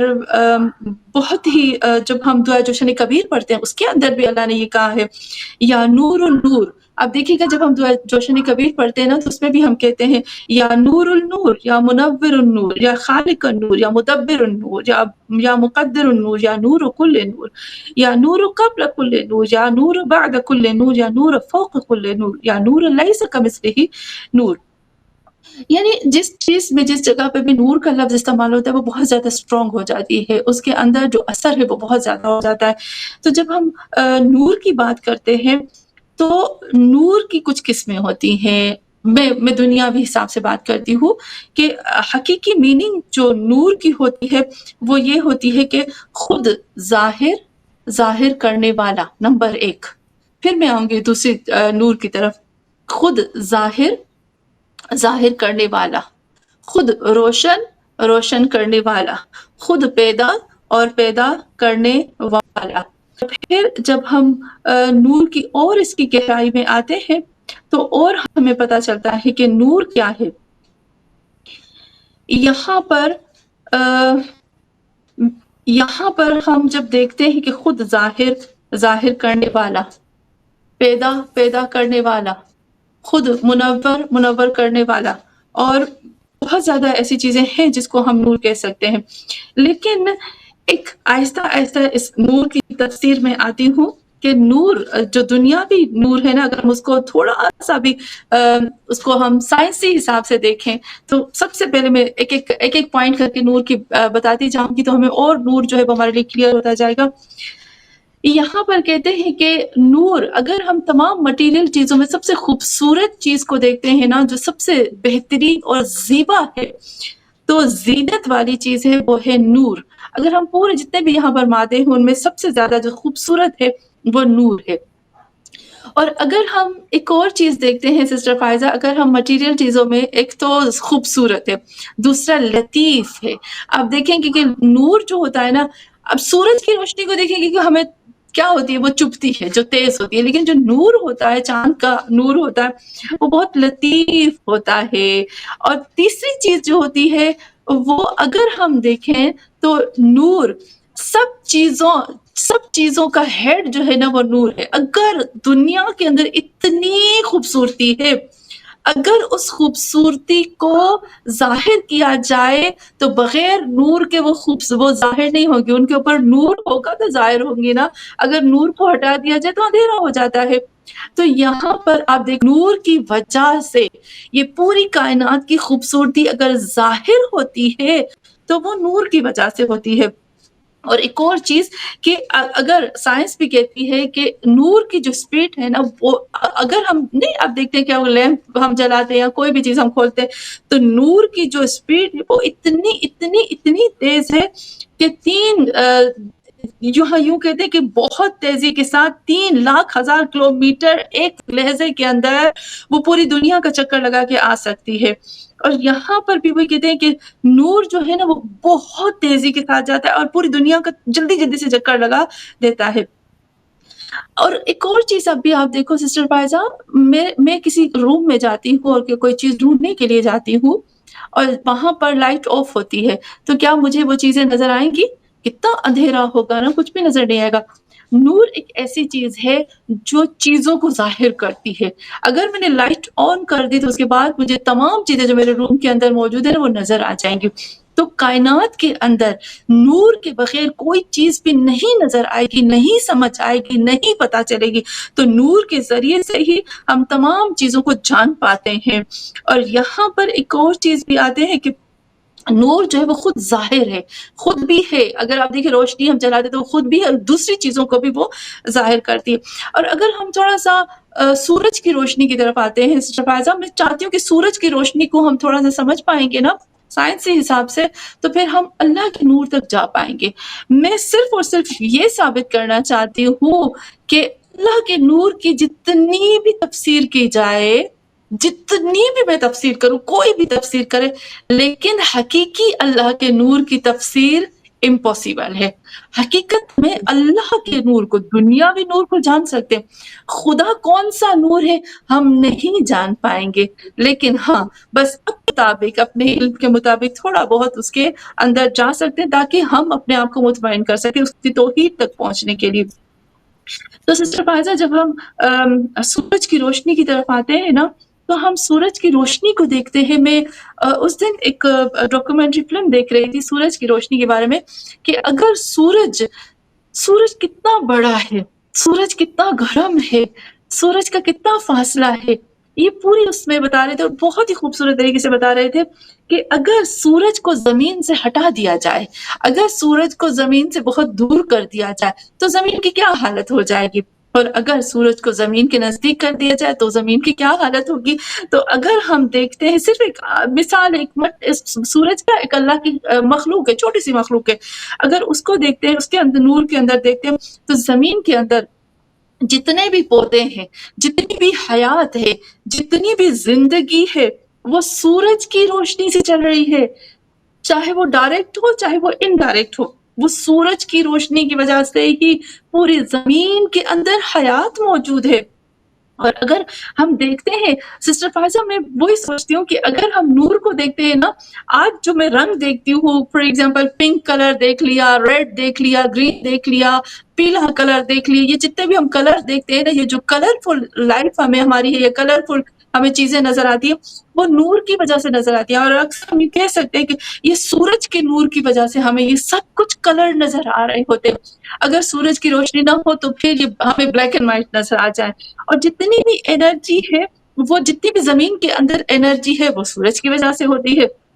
اگر آپ دیکھیں کہ ہوا کا چلنا، بادلوں کی حرکت ہے، یہ جو نہریں ہیں یا آبشار ہے، یہ جتنی بھی چیزیں ہمیں زمین پہ نظر آتی ہیں، وہ اس کے اندر سورج کا ہاتھ ضرور ہوتا ہے. اور یہاں پر بھی دیکھتے ہیں کہ اگر جانوروں کے بستر کو گرم کرتے ہیں تو سورج کی روشنی گرم کرتی ہے. اگر درخت ہے تو وہ سورج کی وجہ سے، اور درخت کے اندر جو آگ ہوتی ہے، ہم نے یہ سب نے پڑھا ہے کہ جب لکڑیاں ہم جلاتے تو اس میں سے آگ آتی ہے، تو جب سورج کی روشنی کو وہ لکڑی جو ہوتی ہے وہ اپنے اندر کیچ کرتی ہے اور بعد میں ہم جلاتے تو پھر اس میں سے آگ نکلتی ہے. تو یہ سب چیزیں جو ہے وہ سورج کی روشنی کی ہی وجہ سے ہوتی ہے. اور ابھی بھی اگر ہم دیکھیں ایک اور چیز بھی سسٹر فائزہ، مجھے بہت میں عجب ہو جاتی ہوں جب یہ سورج کی روشنی کو پڑھتی ہوں نور کا، اور پھر اللہ کے نور کی طرف جاتی ہوں تو مجھے بہت اچھے سے اللہ کا نور سمجھ میں آتا ہے. یہ پوائنٹ میرے دل کو بہت جا کے لگتا ہے. اب دیکھیں سسٹر فائزہ کہ سائنس کہتی ہے کہ اگر سورج کی روشنی نہ ہوتی، اگر سورج کی روشنی کو ہم زمین سے ہٹا دیں تو زمین پہ کتنی گندگی، کتنے میکروب، کتنے جراثیم آ جائیں گے، کس قدر بیماریاں آ جائیں گی، اور کس قدر کیڑے آ جائیں گے، اور کس قدر یہ جو زمین ہے وہ بیماریوں کا، جراثیم کا یہ ڈھیر بن جائے گی، اور یہاں پر بدبو اور غلاظت یہ سب پھیل جائیں گے. اس کا مطلب ہے کہ سورج کی روشنی کی وجہ سے یہ سب صاف ہوتا ہے. اب اللہ کے نور کو ہم دیکھیں، یہ خدا کا نور جب اللہ کہتا ہے. اور پھر یہاں پر بھی ہم ایک اور چیز بھی دیکھ سکتے ہیں کہ اگر قیمتی ترین نور کو دیکھا جائے تو وہ سورج کا نور ہے. ایک سائنسدان نے تحقیق کی کہ اس نے چاہا کہ وہ سورج کی جو انرجی ہے نا، جو سورج کی جو دھوپ ہے، اس کو وہ خود جو ہے وہ بنائے. تو وہ سائنسدان کافی 20 سال پہلے کی میں آپ کو بات بتا رہی ہوں، 20 سال پہلے ایک سائنسدان نے تحقیق کی تھی کہ میں سورج کی روشنی کو 1 گھنٹے کی روشنی کو بناؤں گا. تو سسٹر فائزہ اس نے جب تحقیق کی نا تو اس کو پتا چلا کہ سورج کی 1 گھنٹے کی روشنی کو دھوپ کو بنانے کے لیے روئے زمین پر جتنی بھی طاقت ہے، جتنی بھی انرجی، جتنی بھی دولت ہے نا، پوری کی پوری ختم کرے گا تو جا کر 1 گھنٹے کی روشنی بنے گی. تو یہاں پر عجب بات ہے کہ یہ یعنی ہم سوچ سکتے ہیں کہ کتنی بڑی طاقت ہے یہ سورج کی روشنی. جس طرح سے ہم میں قرآن کی آیت پڑھتی ہوں نا، میں وہ کہتی ہوں نا، جب میں آیتیں پڑھتی ہوں تو میرا دماغ کام نہیں کرتا. دیکھیں جب ہم قرآن کی آیت پڑھتے ہیں، مجھے لگتا ہے کہ سورہ نحل کی آیت ہے کہ جس میں خداوند عالم نے دودھ کی بات کی ہے کہ تم دیکھو کہ دودھ اللہ کا ایک معجزہ ہے، اور ایک عورت جو ہوتی ہے وہ کس طرح سے دودھ پلاتی ہے بچے کو، اور پھر دودھ جو ہے تمہارے لیے معجزہ ہے. تم نے دیکھا کہ جانور کس طرح سے کھاتے ہیں، پھر اس کھانے سے اور پھر ان کے خون سے کس طرح سے تمہارے لیے دودھ بنتا ہے. تو یہ جب دودھ کی بات آئی نا سسٹر فائزہ، تو سائنسدان نے تحقیق کی کہ یہ دودھ جو ہے ہمیں 1 لیٹر دودھ بنانا ہے. آپ کو پتا ہے کہ سائنسدان تحقیق کر رہے تھے تو انہوں نے تحقیق کرتے ہوئے بتایا، وہ کہتے ہیں اللہ کی قدرت کتنی بڑی ہم سوچ بھی نہیں سکتے. سائنس کہتی ہے کہ 1 لیٹر دودھ بنانے کے لیے ہمیں 500 لیٹر خون کی ضرورت پڑتی ہے 1 لیٹر دودھ بنانے کے لیے. لیکن خدا کی قدرت سے کس طرح سے دودھ آ جاتا ہے. ایک ماں جو ہوتی ہے اپنے بچے کو کتنا لیٹر دودھ پلاتی ہے، حالانکہ اس کی باڈی میں مجھے نہیں پتا کہ 500 لیٹر دودھ خون ہوگا. تو یہاں پر سورج کی روشنی کو جب ہم یہ دیکھتے ہیں کہ سورج کی جو روشنی ہے وہ کتنی عظیم ہے، کتنی قیمتی ہے، تو ہم اس بات پہ سوچنے پہ مجبور ہو جاتے ہیں. ابھی بہت زیادہ ایسے پوائنٹس ہیں جب ہم اس کے اندر جاتے ہیں نا تو ہمیں بہت زیادہ پتہ چلتا ہے. سورج کی روشنی، دنیا کی روشنی اتنی قیمتی ہے، اتنی تیز ہے، اتنی طاقتور ہے، اتنی عظیم ہے، جس میں انسان کھو جاتا ہے. جو سورج کی روشنی نہ ہوتی تو زمین میں بہت زیادہ گندگی ہو جاتی. تو ہم سوچ سکتے ہیں کہ خدا نے جب کہا ہے کہ اللہ نور السماوات والارض، جس کا سورج ایک چھوٹی سی مخلوق وہ اتنا طاقتور ہے کہ تم سوچو کہ خدا جو خود نور ہے وہ کتنا طاقتور ہوگا. یہاں پر ہم سورج کی روشنی کو اچھے سے نہیں جان پاتے، بس جو پوائنٹس ہمیں سائنسدان نے بتایا، جو نظر آئے ہم نے بتا دیے، لیکن ہم سورج کی روشنی کو نہیں جان پاتے. تو کیا ہم اللہ کے نور کو جان پائیں گے؟ بہت زیادہ احادیث میں ملتا ہے کہ اللہ نور السماوات، اللہ نور ہے، لیکن ہم کبھی بھی اس کو نہیں جان پائیں گے، اس کی نورانیت تک ہم نہیں پہنچ پائیں گے. ہاں لیکن یہ ہم کہہ سکتے ہیں کہ خدا کے لیے کہ ہم کہیں گے خدایا تم نے خود کہا تھا کہ نور جو خود پیدا ہو اور پیدا کرنے والا ہو، جو ظاہر ہو ظاہر کرنے والا ہو، جو ہدایت ہو ہدایت دینے والا ہو، جو خود رستہ دکھانے والا ہو. تو اس لیے ہم یہ کہہ سکتے ہیں کہ خدایا کہ قرآن نور ہے، ہدایت نور ہے، علم نور ہے. ائمہ معصومین 14 معصومین علیہم السلام کے لیے ہم کہہ سکتے ہیں کہ وہ نور ہے. یا ہم یوں کہہ سکتے ہیں کہ جو 1,24,000 انبیاء نور ہے، قرآن نور ہے، کیونکہ خود ظاہر ہے اور لوگوں کو راستہ دکھاتے ہیں. تو یہ جو میں نے نور کی بات کی سسٹر فائزہ، یہ تھوڑا سا میں نے بات کی اور میں اس کی بہت زیادہ گہرائی میں نہیں جا سکتی کیونکہ ہمارے پاس اتنا ٹائم بھی نہیں ہوگا. تو یہاں پر ہم نے جو اللہ کی بات کی نور کی، یہ نور ہے. اب ہم سوچ سکتے ہیں کہ دعائے عہد میں جب ہم کہتے ہیں اللہم، نمبر 2 ہم کہتے ہیں رب، نمبر 3 ہم کہتے ہیں نور، نمبر 4 ہم کہتے ہیں عظیم. تو یہاں پر ہم سوچ سکتے ہیں سسٹر فائزہ جی، لاسٹ پوائنٹ کہہ کر پھر ہم بیوی کی طرف آتے ہیں. یقیناً ہمارے پاس اتنا ٹائم نہیں ہوگا کیونکہ ہمیں بیوی کی طرف بھی آنا ہے. لاسٹ پوائنٹ میں یہ کہوں گی کہ میں اکثر یہ بات کہتی ہوں اور ہمیشہ یہ کہتی ہوں کہ جب ہم کہتے ہیں نا کل هو اللہ احد، تو اللہ کہتا ہے کل هو اللہ. ہمیں پتا ہے کہ اللہ کا آئی ڈی کارڈ ہے تو اس کی پہچان کے لیے شناختی کارڈ جس کو ہم کہتے ہیں. تو جب ہم کل کہتے ہیں نا، اللہ کہتا ہے اے محمد ان سے کہہ دو کل ہو لفظ آیا ہے، ہو اللہ وہ ہے، ہو لفظ پہلے آیا ہے. اب دیکھیں اللہ بعد میں آیا ہے. یہاں پر بہت سوچنے کی بات آتی ہے. اللہ نے اپنے آپ کو ہو کہا ہے. ہو یقیناً آپ نے گرامر پڑھی ہوگی عربی کی. ہو کا مطلب ہوتا ہے تھرڈ پرسن کے لیے آتا ہے، غائب کے لیے آتا ہے، اور سنگولر ہم کہتے ہیں میل کے لیے آتا ہے. کہ اس کو اگر اردو میں کہیں تو اس کا یوں ہو جائے گا کہ مفرد، مذکر، غائب. وہ شخص. تو یہاں پر جب ہم کہتے ہیں کہ وہ شخص مفرد مذکر غائب، تو یہ اللہ نے کیوں استعمال کیا؟ ایک پروناؤن اللہ نے ضمیر استعمال کر دیا، سمپل سا ضمیر بتا دیا کہ اللہ ہو. یہ سمپل ضمیر نہیں ہے. یہ ہو کا مطلب ہوتا ہے کہ اسم اعظم. تمام علماء کہتے ہیں ہو جو ہے نا وہ اسم اعظم ہے. اگر ہمیں ڈھونڈنا ہے اسم اعظم تو وہ ہو کے اندر ملتا ہے. ہو یعنی وہ. اب ہم جب کہتے ہیں نا وہ، تو مجھے نہیں پتا، وہ ایک میل ہے، ایک مذکر ہے، لیکن وہ مذکر کیسا ہے یہ نہیں پتا. وہ اب نہیں پتا دکھنے میں کیسا ہے، لمبا ہے، چوڑا ہے، کالا ہے، سفید ہے، دکھنے میں کیسا. شادی شدہ ہے، نہیں ہے شادی شدہ، کب سے ہے، کب سے نہیں، اس کی ایج کیا ہے، اس کے بچے ہیں، نہیں ہے. پورا یعنی ایک چھپا ہوا راز جو کبھی نہیں کھل سکتا. ہو کا مطلب ہوتا ہے کہ ایک ایسا راز نہ جو کسی پر کھلا ہے نہ کھلے گا، اس کو کہتے ہیں ہو. تو اگر ہم ہو کو ترجمہ کریں نا ایک طرح سے سسٹر فائزہ، تو ہو ہوتا ہے نور، اور اگر نور کو ترجمہ کریں تو ہوتا ہے ہو. تو یہاں پر دیکھیں کہ جب ہم دعا عہد میں آتے ہیں تو ہم اللہ کے وہ ناموں سے ابتدا کرتے ہیں کہ جو نام پڑھ کے ہم امام زمان علیہ السلام تک پہنچتے ہیں. تو ہو ہی نہیں سکتا کہ ہماری دعا قبول نہ ہو ہی نہیں سکتا کہ ہم خدا کے ساتھ جڑ نہ جائیں، ہو ہی نہیں سکتا کہ اس دعا کو پڑھتے ہوئے وقت کا امام ہمارے پاس نہ آئے. بے شک بے شک، بہت ہی خوبصورت آپ نے تشریح فرمائی تینوں ناموں کی. اور یقینی طور پہ میں یہ کہتی ہوں اکثر کہ دعائے جوشن کبیر کو بھی اگر ہم پارٹ بائی پارٹ جا کر سیکھیں، سمجھیں اور اس پہ غور کریں، تو شاید کوئی ہلکی پھلکی سی ہمیں توحید کی کچھ مہک مل جائے. ان دا سینس کہ اس میں بالکل نام اتنے ہیں اللہ تعالیٰ کے کہ اگر ہم ہر نام کو سادگی سے بھی جیسے ہم سمجھنے کی کوشش کریں تو ہمارا رب تعالیٰ سے رابطہ، اس سے تعلق اور خود اپنی ذات سے تعلق میں بہت امپرومنٹ آئے گی. ہمارے وجود کے اندر کی خرابیاں ہوں یا گرد و نواح کی خرابیاں، جیسے آپ اور میں اکثر اس بات کو ڈسکس بھی کرتے رہتے ہیں،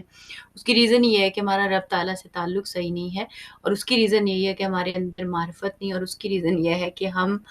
اس معرفت کے لیے اس پاکیزگی کو اختیار نہیں کرتے کہ جو ہمارے اندر ریفلیکٹ کر سکے. وہ ہوتا ہے نا شفاف پانی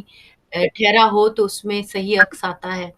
تو اس عکس تک پہنچنے کے لیے بھی ہمیں اپنے اندر اس ٹھہراؤ کو، اس پاکیزگی کو اور اس لطافت کو لینے کی ضرورت ہے کہ جس کے ذریعے سے ہم اس رب کی اس کم سے کم اس بنیادی سمجھ تک تو پہنچ سکیں کہ جو ہمیں اچھا انسان اس کا عبد بننے پہ مجبور کرتی ہے. اور قرآن جس طرح بار بار کہتا ہے کہ اور تم غور نہیں کرتے اور تم فکر نہیں کرتے اور اس میں تمہارے لیے نشانیاں ہیں، یعنی ان گنت آیات ہم جب بھی قرآن کا ترجمہ سادگی سے بھی پڑھنے کی کوشش کرتے ہیں تو ہمیں یہی چیزیں ساری سمجھنے کو، سوچنے کو، بتانے کو ملتی ہیں کہ اور تم غور نہیں کرتے اور تم غور نہیں کرتے. تو اس سینس میں مجھے ایسا لگتا ہے کہ ہمارا قرآن سے، جیسے میرے خیال ہے امام خمینی اور رہبر معظم کا قول ہے کہ ہماری جو مسلمان امت کی جتنی مشکلات ہیں وہ ریزن ہی یہ ہے کہ ہم اس نور قرآن سے دور ہیں اور اس کی بالکل سمجھ اور معرفت سے دور ہیں. پڑھ پڑھ کے رٹے لگا لیتے ہیں لیکن اس سے دوستی نہیں ہے. جیسے اٹھنا بیٹھنا اوڑھنا، جیسے ہمیں ہوتا ہے نا کہ فلم سٹار اور یہ جو اسپورٹس مینز اور اس طرح کے جتنے بھی ٹائپ آف اپرنٹ ہیروز ہمارے سوسائٹیز میں موجود ہیں، جن کی یعنی ان کے بالوں کا رنگ کیا ہے، ان کے کپڑوں کا رنگ کیا ہے، اٹھتے کیسے ہیں، بیٹھتے کیسے ہیں، کرتے کیا ہیں، یہ تو سارے بہت لوگوں کو پتا ہوگا. اور اگر نہیں پتا ہوگا تو سوچیں گے کہ آج ہم اس ماڈرن سوسائٹی کا حصہ نہیں ہے کیونکہ ہمیں یہ چیزیں نہیں پتا مثلاً. تو اس لیے بہت ضروری ہے کہ ہمیں پتا ہو کہ لیٹسٹ کون کیا کر رہا ہے، کیا نہیں کر رہا ہے. مگر رب تعالیٰ کی اس کتاب و سائنس ہے جس کو ہم قرآن حکیم کہتے ہیں، اور جو خود کہتا ہے کہ اقرا اور مجھے پڑھ اور غور کر، اس سے کسی کا کوئی رابطہ، کوئی تعلق، کوئی دوستی، کوئی شناخت، جسے کہہ رہے ہیں نا کہ ایک ایک ریلیشن شپ نہیں ہے. مطلب ٹھیک ہے پڑھتے ہیں، اب اللہ پہ احسان کر کے پڑھتے ہیں نعوذ باللہ دوسرے لفظوں میں. اگر ہم حقیقت میں جائیں نا اپنی ذات کی تو اللہ پہ احسان کر کے ہم نمازیں پڑھتے ہیں اور اللہ پہ احسان کر کے ہم قرآن پڑھ رہے ہوتے ہیں، اور اس کے بعد اسی پہ احسان کر کے اگر دو چار آتے سمجھ ہی آ جائیں یا لفظ سمجھ میں آنے لگے تو یہ اور بڑا اپنے آپ پہ ہی اللہ پہ احسان نعوذ باللہ کر رہے ہوتے ہیں. تو یہ پوائنٹ ہے کہ ہم غفلت کا شکار ہے، اسی لیے ہم ان چیزوں کی ڈیپتھ میں نہیں جاتے. ورنہ اتنا حسن ہے اللہ کے کلام میں، جیسے اب آپ نام کی مفاہیم بتا رہی تھیں. ابھی حالانکہ ابھی ہم اتنا ڈیپس میں نہیں گئے، لیکن ابھی سادگی سے ہم جو بتا رہے تھے کہ وہ انسان کو اپنی طرف ایسے محو کر لیتے ہیں کہ انسان سوچتا ہے کہ پتہ نہیں وہ پہنچ گیا ہے. تو یہ خوبصورتی ہوتی ہے، اور آپ نے بھی بڑی خوبصورتی سے اسی انداز سے بتایا. ابھی ظاہر ہے ابھی ہم انشاءاللہ اگلے کسی نشست میں کرسی اور اس کے اوپر بھی بات کریں گے، جس کے اوپر ابھی وقت کی کمی کی وجہ سے ہم نہیں بڑھ رہے ہیں. ابھی ہم بات کریں گے جناب سیدہ زینب سلام اللہ علیہا کے قرآن کریم اور رب تعالیٰ سے تعلق کے اوپر، کہ انہوں نے جو اپنی عملی زندگی میں اظہار کیا اس تعلق کو، وہ کس کس انداز سے کیا. یعنی اصل تو ایسنس جو ہوتا ہے وہ آپ کا عمل ہوتا ہے نا، روح کے اندر نیت کے بعد اور اخلاص کے بعد خدا کی ذات کے ساتھ. انہوں نے رب سے توحید کے اس رشتے کو کیسے کیسے اظہار کیا، مطلب نبھایا تو صحیح ہمیں پتہ ہے، لیکن اظہار کیسے کیسے کیا. کیونکہ لطیف لطیف پہلو ہوتے ہیں جن پہ ہم غور نہیں کرتے. اب جیسے وہ جب ساری بیویاں یعنی آئیں، جب سارے خیمے جل گئے اور بی بی آتی ہیں اپنے وقت کے امام کے پاس، تو جس انداز سے وہ اجازت لیتی ہیں، حالانکہ بس بڑی ہیں گھر میں اور سارا کچھ، یہ چھوٹے چھوٹے آداب، یہ چھوٹی چھوٹی چیزیں ہیں جو انسان کے تعلق کو رب سے جوڑتی ہیں. اور ہم سمجھتے ہیں کہ یہ چیزیں اہم نہیں ہیں، یا شاید یہ بس چونکہ وہ کرتے تھے تو ہم کیسے کریں، مثلا وہ والا حساب. تو کیسے آپ اس ریلیشن شپ کو جو اللہ کی ذات سے ان کا تھا اور جو ریلیشن شپ قرآن حکیم سے ان کا تھا، کیونکہ ظاہر ہے بی بی سیدہ فاطمہ کی کنیز تو خود قرآن میں گفتگو کرتی تھی، تو یہ تو پھر ان کی بیٹی ہیں اور ان کا خون ہے. تو اس تھوڑا سا بیان فرمائیے. جی سسٹر فائزہ، جب ہم بی بی زینب سلام اللہ علیہا کی ذات کو دیکھتے ہیں تو ایک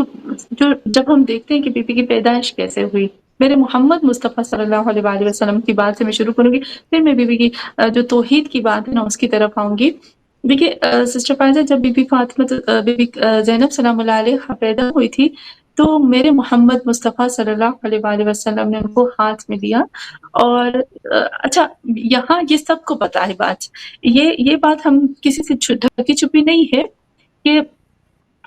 جو میرے محمد مصطفیٰ صلی اللہ علیہ وآلہ وسلم ہے وہ اپنی مرضی سے کچھ بھی نہیں بولتے، یہ سب کو پتا ہے. یہ قرآن کی خود آیت ہے، وَمَا يَنْطِقُ عَنِ الْهَوَىٰ إِنْ هُوَ إِلَّا وَحْيٌ يُوحَىٰ. يَنْطِقُ،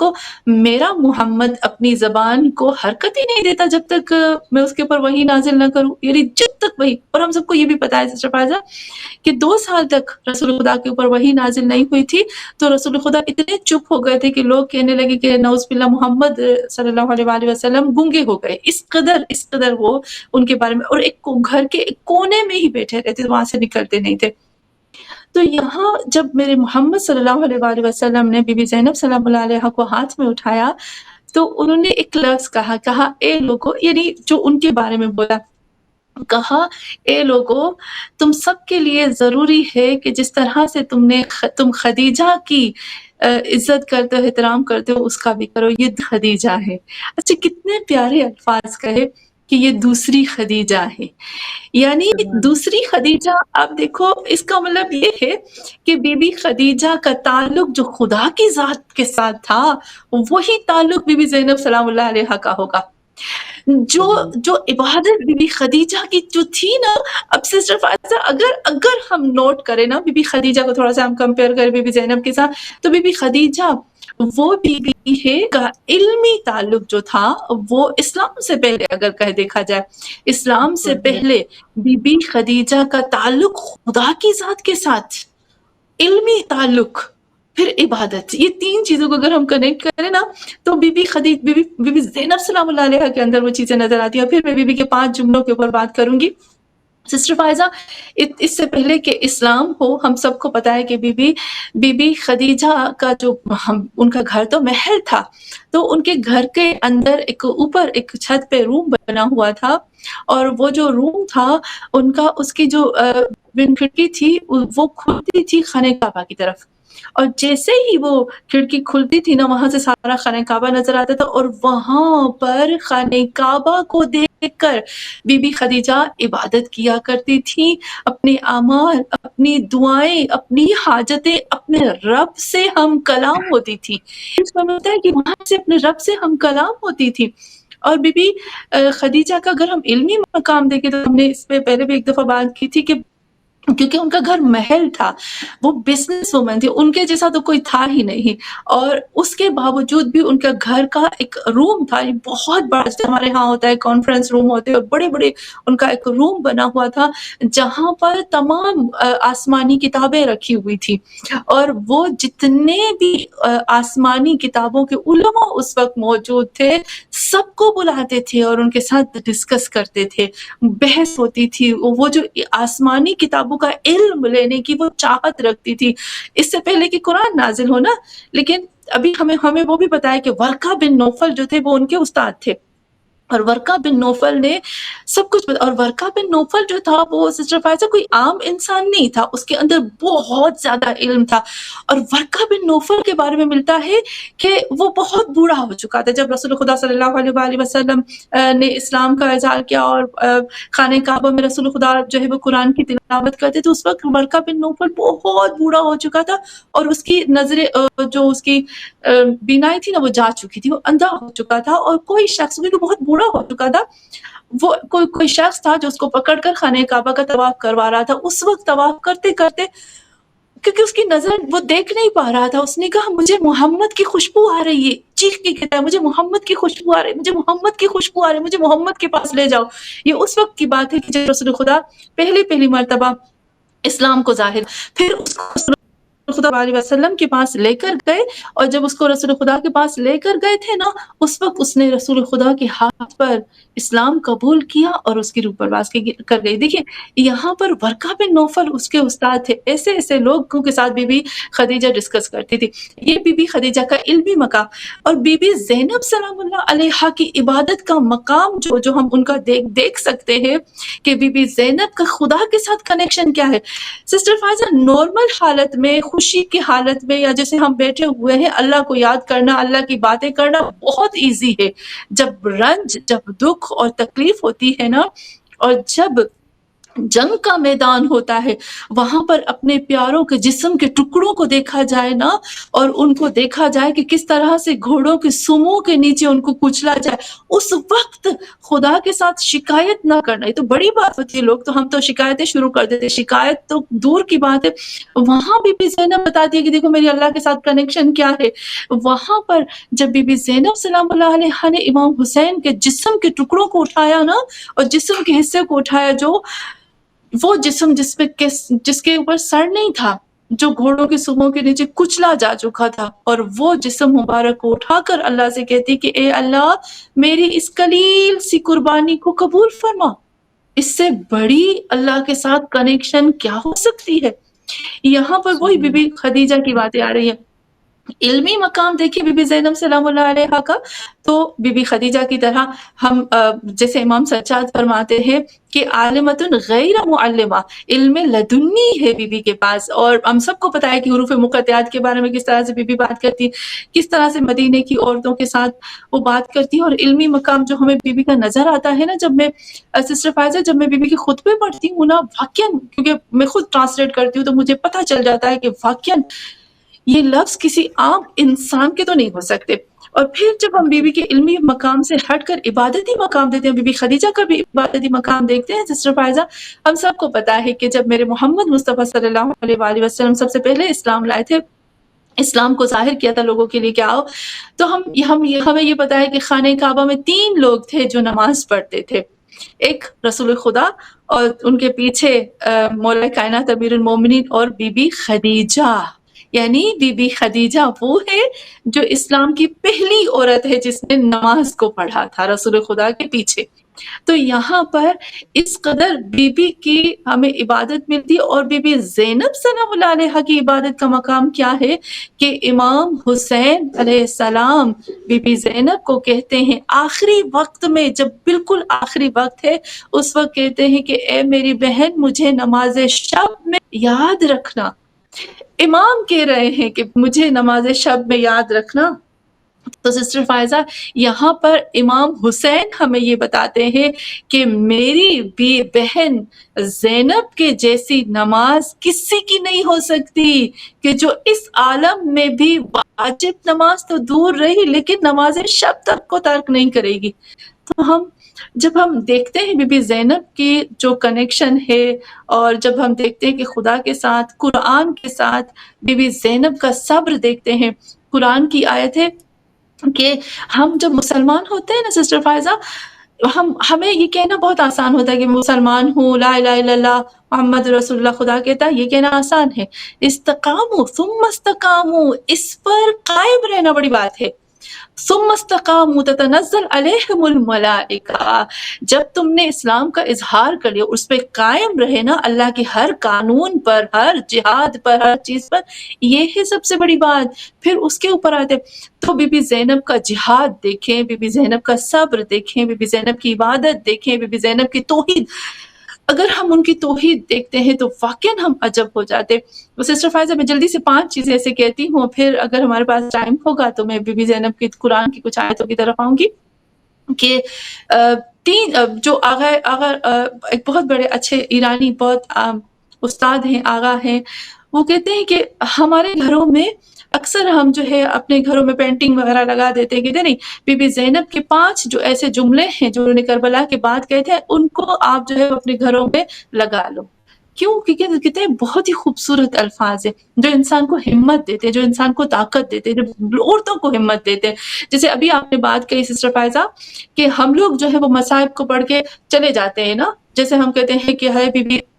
جب خیموں کو آگ لگائی گئی تو تمام بیویاں آئی تھی، امام سجاد سے اجازت لی تھی، ہم اس کو رونے میں ڈال لیتے ہیں۔ یہاں بہت بڑا لیسن ہے کہ اے وہ عورتوں جو اس دور میں ہوں گی جس وقت تمہارا امام پردہ غیب میں ہوگا، تب بھی تمہیں امام کی اجازت سے قدم اٹھانا ہے، چاہے وہ موت کا ہو چاہے وہ زندگی کا ہو، ہر حالت میں تمہیں امام کی اجازت سے سٹیپ اٹھانا ہے۔ یا اگر ہم دیکھیں بیویوں کے بارے میں ملتا ہے کہ امام سجاد علیہ السلام جب وہ سفر کر رہے تھے اور امام کو کوڑے لگائے گئے تھے اور بہت زیادہ دھوپ تھی، تو بیویوں نے امام سجاد کو چاروں طرف سے گھیر لیا تھا اور امام کے لیے چھاؤں بن گئی تھی اس دھوپ کی حالت میں، کیونکہ امام کو جو ہے وہ توق اور زنجیر لوہے کے پہنے ہوئے تھے اور وہ لال ہو گئے تھے اور امام کو جلانے لگے تھے۔ تو اس وقت وہ جو بیویاں تھیں انہوں نے امام کو گھیرے میں لے لیا۔ اس سے ہم رونے کا لیتے، بے شک ہمیں رونا آتا ہے، نارمل، ہم ایک فطری چیز ہے، جب ایک چیز سنیں گی نا فطرتاً ہمارے دل جو ہے وہ پگھل جائیں گے۔ لیکن ہمیں اس میں سے ایک لیسن بھی لینا چاہیے کہ یہاں پر یہ کربلا ہمیں یہ بتاتی ہے کہ جب تمہارا امام پردہ غیب میں ہو اس وقت بھی تم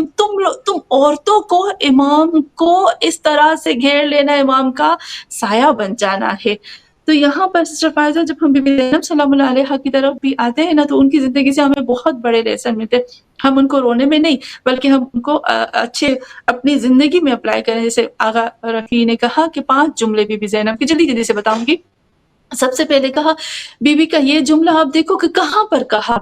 کہ یا اللہ میری اس چھوٹی سی قربانی کو قبول فرما۔ سسٹر فائزہ ہم سوچ سکتے ہیں کہ یہ چھوٹی قربانی ہے اور کس حالت میں بی بی زینب نے یہ کہا کہ میری اس چھوٹی سی قربانی کو قبول فرما۔ 11 محرم کو تازیانے مارے جا رہے ہیں اور ان کو رسیاں باندھ کے بے کجا اونٹوں پہ چڑھایا جا رہا ہے، اور کس حالت میں کیسے لاشیں پڑے تھے، اس حالت میں بی بی زینب کہتی کہ اللہ مجھ سے اس چھوٹی سی قربانی کو قبول فرما۔ یہ کوئی عام لفظ نہیں ہے، اس کو سوچتے ہیں نا تو روح کانپ جاتی ہے۔ اور دوسرا لفظ جب ابن زیاد کی دربار میں آ رہے ابن زیاد نے بولا کہ تم نے کیا دیکھا، سسٹر فائزہ یہ توحید کا کیا کہتے ہیں نا، یہ آخری حد نہیں ہے توحید کی کہ بی بی زینب کہتی ہے ابن زیاد کو ما رأیت الا جمیلہ، میں نے خوبصورتی کے علاوہ کچھ بھی نہیں دیکھا۔ یہ توحید کا وہ کہتے ہیں نا آخری حصہ نہیں ہے کہ میں نے اللہ کا، اس نے کہا تم نے لاشیں دیکھی، تم نے یہ دیکھا، تم نے امام حسین کے جسم کو گھوڑوں کے سموں کے نیچے دیکھا، تم نے عباس کے کٹے ہوئے بازو دیکھے، تم نے علی اکبر کی چھاتی سے برچھی کو نکلتے ہوئے دیکھا، تم نے جناب قاسم کو زندہ گھوڑوں کے نیچے کچلتے دیکھا، اور تم کہتی ہو مارا ہے تو اللہ جمیلہ۔ اس نے کہا تمہیں نہیں پتا جو میں نے اللہ کی خوبصورتی دیکھی ہے۔ اور آج ہم جب کربلا میں جاتے تو وہ ہمیں خوبصورتی نظر آتی ہے۔ اور پھر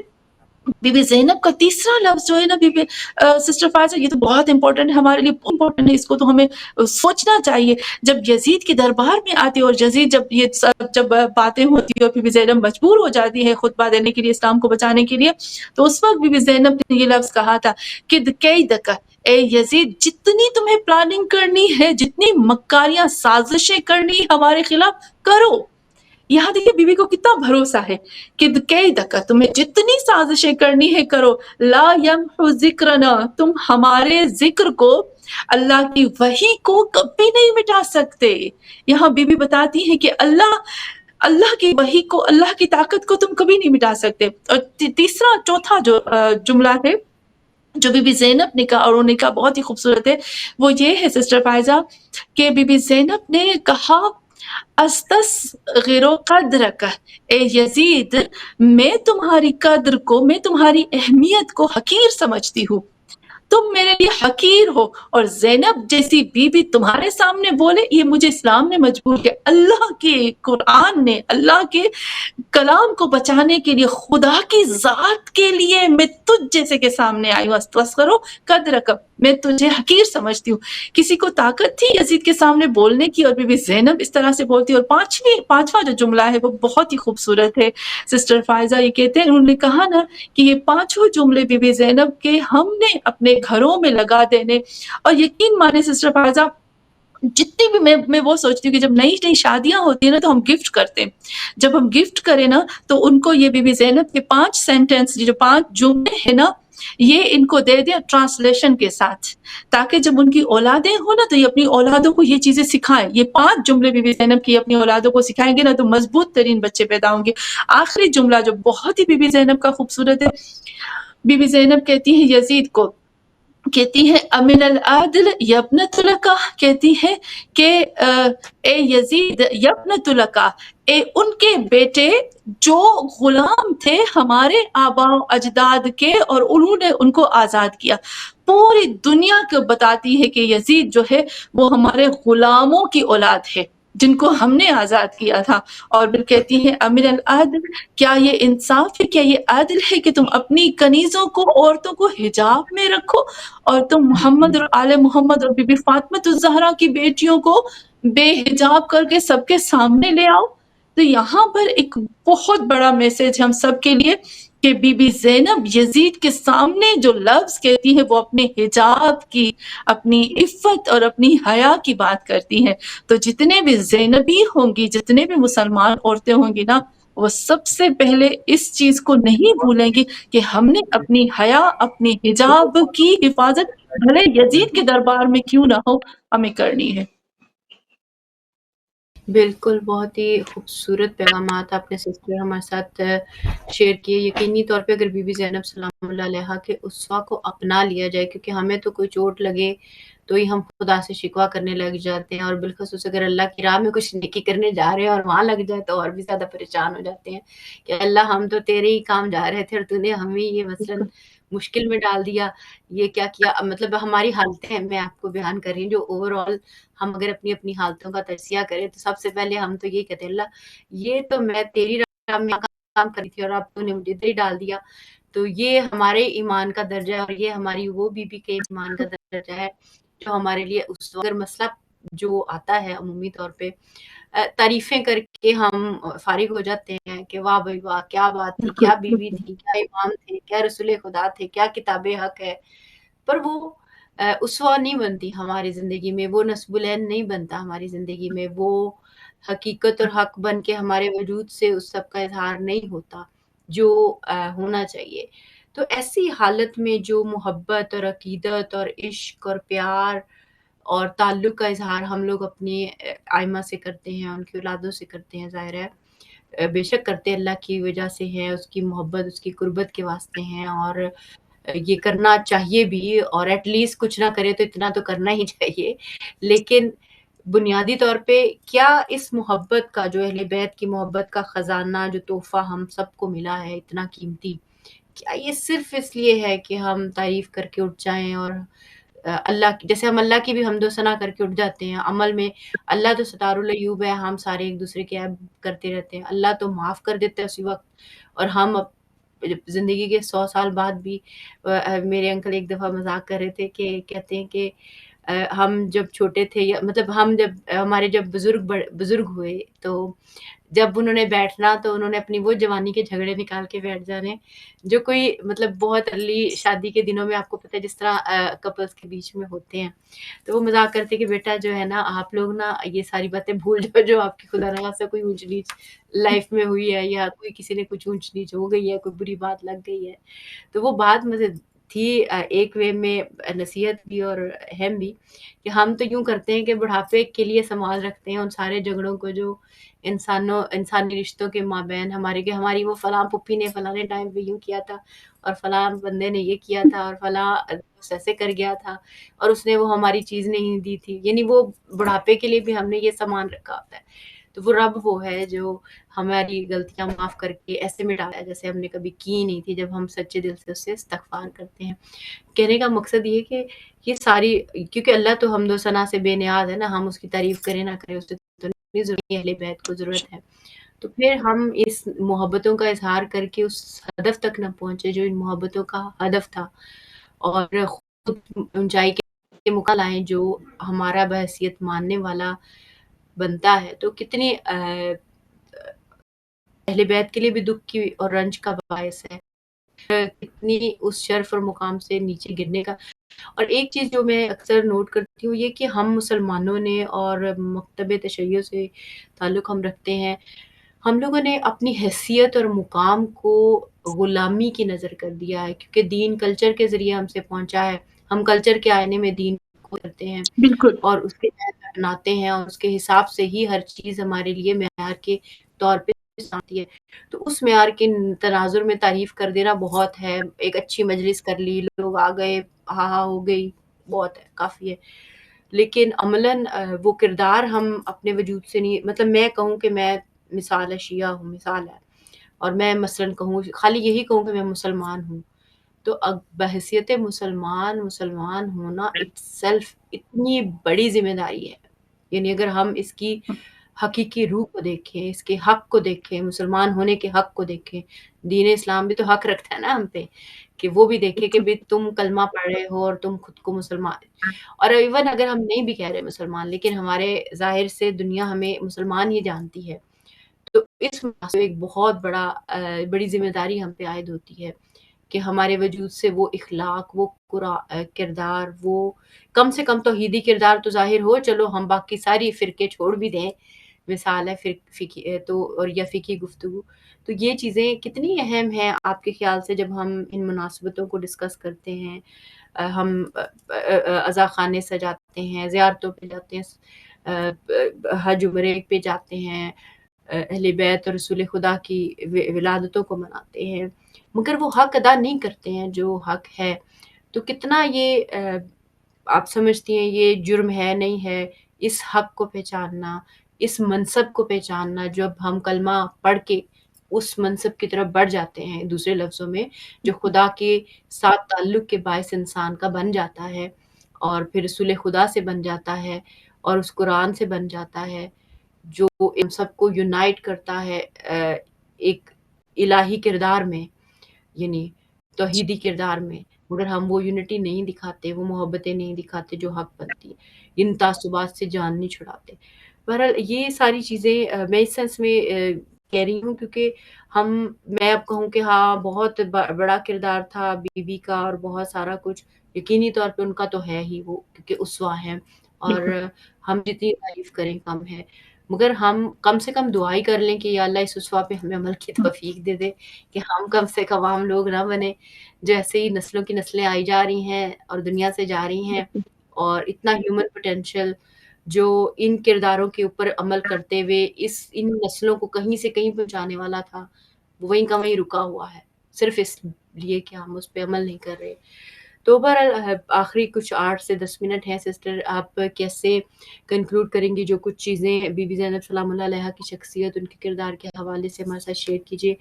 کہ جس سے ہم کم سے کم اس کردار کی طرف بڑھنے کی کوشش، اور میں نے دیکھا ہے کہ خواتین کا بھی بالخصوص اور حضرات کا بھی بالخصوص ہمارا دلی تعلق نہیں ہے، مجبوری کا ہے ان دا سینس کہ بھی اب محرم آ گیا ہے، سفر آ گیا ہے، عام زندگی ہے، کوئی مناسبت سے ہمیں میلاد پہ جانا پڑ گیا ہے، مگر جیسے آپ نے بیان کیا نا کہ بی بی خدیجہ کے تعلق کو جس طرح آپ نے بیان کیا کہ ان کا قلب جڑا تھا رب کی ذات سے، اور وہ کہیں بھی تھی تو ان کے ساتھ تعلق میں تھی. یہ تعلق نہیں ہے ہمارا نہ رسول خدا سے، نہ اللہ کی ذات سے، نہ اہل بیت سے، نہ امام وقت سے. اور جب تک یہ تعلق نہیں بنے گا، یہ ساری محبت جو ہم مناتے ہیں، ڈسکس کرتے ہیں، یہ ویسٹ چلی جاتی ہے. یہ ساری انرجی ایک سینس میں تو ٹھیک ہے، ذکر اہل بیت ہے، عبادت ہے، ثواب ہے، جنت میں ممکن ہے کوئی اوپر اچھے درجات بھی ہمیں مل جائیں اگر اللہ کی رحمت ہو یا وہ قبول کر لے اس طرح کو، اور ہم کر پائے، ہماری کوئی حیثیت نہیں ہے تو ان کا احسان ہے کہ وہ ہم سے کروا لے کچھ بھی اچھا. لیکن ایک جنرل پرسپیکٹو میں بات کریں تو کس طرح سے آپ اوور آل ڈسکشن کو کنکلوڈ کریں گے، اور بی بی زینب سلام اللہ علیہا کی شخصیت کے بارے میں کچھ اور پہلو جو ہمیں یہ تحریک دیتے ہیں کہ آج جس انقلاب کا حصہ ہیں ہم امام زمانہ کے ذات سے جڑے ہیں.